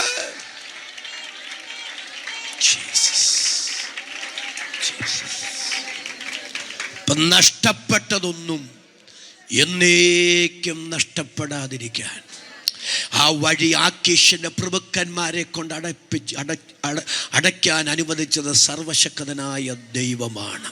ഇനി അടുത്തത് നിങ്ങളൊന്ന് സ്തോത്രം ചെയ്ത് എൻ്റെ കൂടെ വരണം കേട്ടോ. ആ പോകുന്ന പോക്കിൽ ദൈവം എത്ര വിശ്വസ്തനാണ്. അവിടെ ഉണ്ടായിരുന്ന ആ കൂട്ടത്തിലുണ്ടായിരുന്ന ഒരുവൻ്റെ ദാസൻ അല്ലേ, അവൻ ദീനം വന്ന് വയലിൽ കിടക്കുകയാണ്. ദാവീദിൻ്റെ കൂടെയുള്ളവർ അവനെ കണ്ടു. അവനെ കണ്ടിട്ട് ദാവീദിനോട് പറയുമ്പോൾ അവന് അപ്പവും വീഞ്ഞും ഉണക്ക മുന്തിരിക്കുലയും ദൈവത്തിന് സ്തോത്രം അത്തി അടയും ഒക്കെ കൊടുത്തു. അവൻ ഉയർ വീണു. ദാവീദ് അവനോട് ചോദിച്ചു, നീ ആരുടെ ആള്? അവൻ പറഞ്ഞു, ഞാനൊരു ആരാമ്യൻ്റെ ബാല്യക്കാരനാണ്, ഞാനൊരു മിസ്രൈമ്യനാണ്. നീ എവിടെ പോയിട്ട് വരികയാണ്? ഞങ്ങൾ ഇന്ന രാജ്യങ്ങൾ ആക്രമിച്ചു, ആ കൂട്ടത്തെ സിക്ലാഗിനെയും ആക്രമിച്ചു. ഒരു നല്ല ആമയും പറഞ്ഞു. എന്നിട്ട് ഞങ്ങൾ അതിനെ തീ വെച്ചു നശിപ്പിച്ചു. വരുന്ന വഴിക്ക് എനിക്ക് ദീനം പിടിച്ചു. ഒരു നല്ല ആമയും പറഞ്ഞു. എൻ്റെ യജമാനൻ എന്നെ ഇവിടെ ഉപേക്ഷിച്ചിട്ട് പോയി. പ്രിയരേ, കഴിഞ്ഞ 3 ദിവസമായിട്ട് ഇവൻ ഇവിടെ കിടപ്പാ. എൻ്റെ ചോദ്യം, ഇവൻ്റെ ദീനത്തിൻ്റെ പിറകിൽ ചലിച്ച കരം ഏതാ പ്രിയരേ? അവനെ ഉപേക്ഷിക്കാൻ അവൻ്റെ യജമാനനെ കൊണ്ട് തോന്നിപ്പിച്ചതിൻ്റെ പിന്നിൽ പ്രവർത്തിച്ചത് ഏത് ശക്തിയാ പ്രിയപ്പെട്ടവരെ? ഇന്ന് പകൽ ദൈവത്തിന് സ്തോത്രം പറ. ദൈവം വിശ്വസ്തൻ, ദൈവം വിശ്വസ്തൻ, ദൈവം വിശ്വസ്തൻ. എല്ലാവരും അധരങ്ങൾ തുടർന്നൊന്ന് സ്തോത്രം ചെയ്തു പറ. പരീക്ഷയോടുകൂടെ പോക്ക് വഴിയും ഒരുക്കുന്ന എൻ്റെ ദൈവം വിശ്വസ്തൻ, എൻ്റെ ദൈവം വിശ്വസ്തൻ. എല്ലാ നിരാശയും മാറട്ടെ, എല്ലാ ടെൻഷനും മാറട്ടെ. ചിലരുടെ ചോദ്യങ്ങൾക്ക് ഇന്ന് പകൽ ദൈവാത്മാവ് മറുപടി വരികയാണ്. ഈ പദം അധരം തുറന്ന് ആവർത്തിച്ച് സ്തോത്രം ചെയ്തു പറ. എൻ്റെ ദൈവം വിശ്വസ്തൻ, എൻ്റെ ദൈവം വിശ്വസ്തൻ, എൻ്റെ ദൈവം വിശ്വസ്തൻ. ദാവീദ് ചോദിക്കുന്നു, ആ പരീക്ഷയുടെ അവരെ പിന്തുടരാൻ അവരുടെ അടുക്കലേക്കുള്ള വഴി കാണിച്ചു തരാമോ? അവൻ പറഞ്ഞു, എന്നെ കൊല്ലുകയോ എൻ്റെ യജമാനൻ്റെ കയ്യിൽ എന്നെ ഏൽപ്പിച്ചു കൊടുക്കാതിരിക്കുകയോ ചെയ്യാമെങ്കിൽ ഞാൻ വഴി കാണിച്ചു തരാം. അപ്പൊ അവനെ അവിടെ വഴികാട്ടിയായിട്ട് ദൈവം വെച്ചില്ലേ? ദാവീദേ, ഒരു വഴി ദൈവം അടച്ചപ്പോ മറു സൈഡിൽ ദൈവത്തിൻ്റെ വിശ്വസ്തത എത്ര വലുതാ. ഏതെങ്കിലും വഴി അടഞ്ഞു എന്നുള്ളത് കൊണ്ട് നിരാശപ്പെടേണ്ട പ്രിയരെ. നിങ്ങളുടെ നിരാശ മറക്കത്തക്ക നിലയിൽ എൻ്റെ ദൈവം എന്നെ സ്നേഹിക്കുന്നു, എൻ്റെ ദൈവം എന്നെ കരുതുന്നു, എൻ്റെ ദൈവത്തിന് എന്നോട് കരുണയുണ്ടെന്ന് നിങ്ങൾ സ്തോത്രം ചെയ്ത നിറകണ്ണുകളോടെ പറയത്തക്ക നിലയിൽ ചിലടത്ത് അപമാനിക്കപ്പെട്ടെങ്കിൽ, ചിലടത്ത് തല കുനിയപ്പെട്ടെങ്കിൽ, ചിലടത്ത് മനസ്സിന് മുറിവേറ്റെങ്കിൽ ആ മുറിവ് മറക്കത്തക്ക നിലയിൽ, ആ സങ്കടം മറക്കത്തക്ക നിലയിൽ ചില ദൈവിക കരുതലുകൾ മറു സൈഡിൽ ഉണ്ടെന്ന് ഇന്ന് പോസ്റ്റില്ലാത്ത ദൈവം വചനത്തിന്റെ പ്രവചന ദൂത് ഇതിനകത്ത് വിളിച്ചു പറയുമ്പോൾ എന്നോട് ചേർന്ന് വിശ്വാസത്താൽ ആമേൻ പറയാൻ എത്ര പേർക്ക് മനസ്സുണ്ട്? പരിശുദ്ധാത്മാവിന്റെ ഹൃദയത്തോട് പറയുന്നൊരു ദൂത്. ചില വഴി അടഞ്ഞപ്പോ സങ്കടപ്പെട്ടില്ലേ? ചിലതടഞ്ഞപ്പോൾ ദൈവത്തോട് പെറുപെറുത്തില്ലേ? ചിലതടഞ്ഞപ്പോൾ മനുഷ്യനോട് പൊട്ടിത്തെറിച്ചില്ലേ? Praise God. പക്ഷെ കർത്താവ് പറയുന്നു, അത് മറക്കത്തക്ക നിലയിൽ ദൈവം പോലും എന്നെ മറന്നു എന്ന് നീ പറഞ്ഞ സ്ഥാനത്ത് ഇല്ല, ദൈവം എന്നെ മറന്നിട്ടില്ല. എൻ്റെ ദൈവം എന്നെ മറന്നിട്ടില്ല. എൻ്റെ ദൈവം വിശ്വസ്തനെന്ന് സ്തോത്രം ചെയ്ത് പറയത്തക്ക നിലയിൽ ഒരു ദൈവപ്രവൃത്തി കണ്ണുകൊണ്ട് കാണുമെന്ന് പരിശുദ്ധാത്മാവ് ഇന്ന് പകൽ ശക്തമായി ദൈവാലോചന വിളിച്ചു പറയുന്നു. എത്ര പേർക്ക് ആ പദത്തിന് ആമേൻ പറയാൻ, വിശ്വാസത്താൽ ആ പദത്തിന് ആമേൻ പറയാൻ മനസ്സുണ്ട്? കരമുയർത്തി ശക്തിയോടെ ഇന്ന് പകൽ ദൈവത്തിന് സ്തോത്രം ചെയ്യാമില്ല. ദൈവം കൈവിട്ടിട്ടില്ല, ദൈവം ഉപേക്ഷിച്ചിട്ടില്ല. ദൈവത്തിന്റെ വിശ്വസ്തത ഒരു പരിച പോലെ, ഫലക പോലെ നിങ്ങളുടെ കൂടെ ഉണ്ടെന്ന് നിങ്ങൾക്ക് ബോധ്യപ്പെടാൻ പോകുകയാണ്. ഞാൻ അടുത്തുകൊണ്ട് പറയാം, എന്തിനാ വഴി അടച്ചത്? സഹോദരങ്ങളെ, ആ യുദ്ധത്തിൽ ദൈവം ദാവീദിനെ ഒഴിവാക്കിയതാ. എന്താ ഒഴിവാക്കാൻ കാരണം എന്നറിയാവോ? ആ യുദ്ധത്തിലാണ് ശൗലും യോനാഥാനും കൊല്ലപ്പെടുന്നത്. ഒരാമേനൊന്ന് പറ. ശൗലും യോനാഥാനും കൊല്ലപ്പെടുന്നത്. ഈ ശൗലിൻ്റെ കാലത്ത് എത്രയോ യുദ്ധങ്ങൾ ഫെലിസ്ത്യരും ഇസ്രായേലിനും തമ്മിൽ നടത്തിയിട്ടുണ്ട്. ആ യുദ്ധങ്ങളിലെല്ലാം ജയം, ഒരാമേൻ പറ, ഇസ്രായേലിനായി. പക്ഷെ ആദ്യമായി അവർ പരാജയപ്പെടുന്ന യുദ്ധ. ഈ യുദ്ധത്തിൽ ദാവീദ് ഉണ്ടായിരുന്നെങ്കിൽ ഇസ്രായേൽ ഒന്നടങ്കം പറഞ്ഞേനെ. നമ്മൾ പരാജയപ്പെടാൻ കാരണം ദാവീദ് ആ കൂട്ടത്തിൽ കൂടിയത് കൊണ്ടാണ്. ഒരു നല്ല ആമേൻ പറഞ്ഞു. ദാവീദ് ആ കൂട്ടത്തിൽ കൂടിയത് മാത്രമല്ല, അവരുടെ പ്രിയപ്പെട്ട രാജാവ് ശൗലും അതിനേക്കാൾ അവർക്ക് പ്രിയപ്പെട്ടവനായ യോനാഥാൻ. യോനാഥാൻ കൊല്ലപ്പെട്ടില്ല ആ യുദ്ധത്തിൽ. ഒരു ആമേൻ എന്ന് പറഞ്ഞ്. കർത്താവിൻ്റെ സ്നേഹം കഴിഞ്ഞാൽ, സഭയും കർത്താവും തമ്മിലുള്ള സ്നേഹം കഴിഞ്ഞാൽ, വേദപുസ്തകത്തിൽ സ്നേഹത്തിൻ്റെ ഉന്നത മാതൃക എന്ന് പറയുന്നത് ദാവീദും യോനാഥാനും തമ്മിലുള്ള സ്നേഹമാണ്. ദാവീദേ, നീ എല്ലാമായി കരുതിയിരുന്ന, നീ പ്രാണനേക്കാൾ അധികം സ്നേഹിച്ച, നിന്നെ പ്രാണനേക്കാൾ അധികം സ്നേഹിച്ച യോനാഥാൻ ആ യുദ്ധത്തിലാണ് കൊല്ലപ്പെട്ടത്. ആ യുദ്ധത്തിൽ യോനാഥാൻ കൊല്ലപ്പെട്ട് രക്തത്തിൽ കുളിക്കുന്നതിന് നീ സാക്ഷ്യം വഹിക്കേണ്ടി വരുമായിരുന്നു. പക്ഷെ നിന്റെ കണ്ണുകൊണ്ട് നീ കാണാൻ പാടില്ലാത്തത്, നിനക്ക് താങ്ങാൻ ഇടവരാത്തത്, നീ സാക്ഷിയാകാൻ പാടില്ലാത്ത ചില മേഖലകളിൽ നിന്ന് നിന്നെ ഒഴിവാക്കാനാണ് സർവശക്തൻ ഫെലിസ്ത്യ പ്രഭുക്കന്മാരെ കൊണ്ട് വഴി അടപ്പിച്ചത്. ഇന്ന് പകൽ സ്തോത്രം ചെയ്തു പറ, വഴി തുറക്കുക മാത്രമല്ല, ചിലത് ദൈവം അടക്കുകയും ചെയ്യുമ്പോൾ അതിന് നമ്മെക്കുറിച്ചുള്ള തിന്മയ്ക്കല്ല നന്മയ്ക്കായുള്ള പദ്ധതികൾ മറഞ്ഞിരിപ്പുണ്ടെന്നറിഞ്ഞ് അധരം തുറന്ന് ദൈവത്തിന് സ്തോത്രം പറയാൻ എത്ര പേർക്ക് മനസ്സുണ്ട്? അവർക്കായി ഞാൻ ദൈവത്തെ സ്തുതിക്കുന്നു. Thank you Lord Jesus. Thank you Lord Jesus. പ്രിയരെ ഹൃദയത്തിൽ എഴുതി വെച്ചോണം. യോനാഥാനും ശൗലും കൊല്ലപ്പെട്ട യുദ്ധത്തിൽ ദാവീദ് ഉണ്ടായിരുന്നെങ്കിൽ ഒരിക്കലും അവരുടെ രാജാവാകാൻ ദാവീദിനെ അനുവദിക്കുമായിരുന്നില്ല. ഒരു നല്ല ആമേൻ പറ. ഒരു നിർണായക സമയത്ത് ശത്രുക്കളുടെ കൂട്ടത്തിൽ കൂടി, ഫെലിസ്ത്യരുടെ കൂട്ടത്തിൽ കൂടി ഞങ്ങൾക്കെതിരെ യുദ്ധം ചെയ്ത് ഞങ്ങളുടെ രാജാവായ ശൗലിനെയും ഞങ്ങളുടെ എല്ലാമായ യോനാഥാനെയും കൂട്ടക്കുരുതിക്ക് വിട്ടുകൊടുത്ത ഈ വഞ്ചകനെ ഞങ്ങളുടെ രാജാവാകാൻ അനുവദിക്കയില്ലെന്ന് പറഞ്ഞ് ഇസ്രായേൽ ഒന്നടങ്കം അവനെതിരെ തിരിയുമായിരുന്നു. പക്ഷേ ദാവീദേ, നീ കാണിച്ചത് എടുത്തുചാട്ടമാ, നീ കാണിച്ചത് അവിവേകമാ. പക്ഷെ ദൈവം തൻ്റെ വാഗ്ദത്തങ്ങളിൽ വിശ്വസ്തനാ. നിന്നോട് ചോദിക്കാതെ, നീ ആവശ്യപ്പെടാതെ, നിന്റെ അപ്പൻ പോലും ആവശ്യപ്പെടാതെ, ലോകത്തിൽ മറ്റാരും ആവശ്യപ്പെടാതെ, കൃപയാൽ ശമൂവേലിനോട് ഞാൻ ഇശ്ശായിയുടെ വീട്ടിൽ ഒരു രാജാവിനെ കണ്ടിരിക്കുന്നു എന്ന് പറഞ്ഞ് കാട്ടിൽ കിടക്കുന്ന നിന്നെ വിളിച്ചു വരുത്തി, ആരോടും ചോദിക്കാതെ, ആരും ആവശ്യപ്പെടാതെ നിന്റെ തലയിൽ രാജകീയ അഭിഷേകം ഒഴിച്ച് നിന്നെ ഇസ്രായേലിന് പ്രഭുവാക്കി ഞാൻ അഭിഷേകം ചെയ്തിരിക്കുന്നു എന്ന് വാക്കു പറഞ്ഞ ദൈവമുണ്ടല്ലോ, തൻ്റെ വാഗ്ദത്തങ്ങളിൽ വിശ്വസ്തനാ. ആ വാഗ്ദത്തത്തോടുള്ള ദൈവത്തിന്റെ വിശ്വസ്തതയാണ് നിന്നെ അവിടെ നിന്ന് ഒഴിവാക്കിയതെങ്കിൽ, നിന്നെ അവിടെ നിന്ന് മാറ്റി നിർത്തിയതെങ്കിൽ, ചില ഒഴിവാക്കലുകൾ, ചില മാറ്റി നിർത്തപ്പെടലുകൾ, തകർച്ച ഒച്ചക്കല്ല, തിന്മയ്ക്കല്ല, നന്മയ്ക്കായുള്ള ദൈവിക പദ്ധതികളാണെന്ന് ഇന്ന് പകൽ ദൈവാത്മാവ് ദൈവാലോചന വിളിച്ചു പറയുമ്പോൾ അതരം തുറന്ന് ദൈവത്തിന് സ്തോത്രം പറയാൻ മനസ്സുള്ള ദൈവമക്കളെ കരമടിച്ച് അല്പനിമിഷം ആത്മനിറവിൽ ദൈവത്തിന് സ്തോത്രം ചെയ്യാൻ പരിശുദ്ധാത്മാവ് ഇന്ന് പകൽ ചിലരെ ധൈര്യപ്പെടുത്തുന്നു, ചിലരോട് ഇടപെടുന്നു. അതരം തുറന്ന് ശക്തിയോടെ കരമടിച്ച് അല്പനിമിഷം ആമേൻ പറയാം. എല്ലാവരും അന്യഭാഷകളിൽ അല്പനിമിഷം ദൈവത്തെ സ്തുതിക്കട്ടെ. ഞാൻ ചെയ്യുന്നത് എന്തെന്ന് നീ ഇപ്പോൾ അറിയുന്നില്ല. ഒരുമിച്ചൊന്ന് സ്തോത്രം ചെയ്ത് പറ, പിന്നെ നീ അറിയും. എൻ്റെ ദൈവം എൻ്റെ ജീവിതത്തിൽ ചെയ്യുന്നതെല്ലാം എൻ്റെ നന്മയ്ക്കാണ്, ഒന്നും എൻ്റെ തിന്മയ്ക്കല്ല. അതരം തുറന്നൊന്ന് സ്തോത്രം ചെയ്തു പറ. കർത്താവ് മനസ്സുറപ്പിച്ചു പോയി എന്ന് വായിക്കുന്നത് പോലെ ഹൃദയം ഉറച്ചിരിക്കട്ടെ പ്രിയരെ, ധൈര്യപ്പെട്ടിരിക്കട്ടെ പ്രിയരെ, കർത്താവിലുള്ള ആശ്രയബോധം വർദ്ധിക്കട്ടെ പ്രിയരെ. ഇന്ന് മകൾ സ്തോത്രം ചെയ്തു പറ, എൻ്റെ ദൈവത്തിന് തെറ്റുപറ്റുകയില്ല, എൻ്റെ ദൈവത്തിന് തെറ്റുപറ്റുകയില്ല. എൻ്റെ ദൈവം ചെയ്യുന്നതെല്ലാം എൻ്റെ നന്മയ്ക്കാണ്. ആ ഉറപ്പുള്ളവർ, ആ ധൈര്യമുള്ളവർ, ആധരങ്ങൾ തുറന്ന് ദൈവത്തിന് സ്തോത്രം ചെയ്യുക.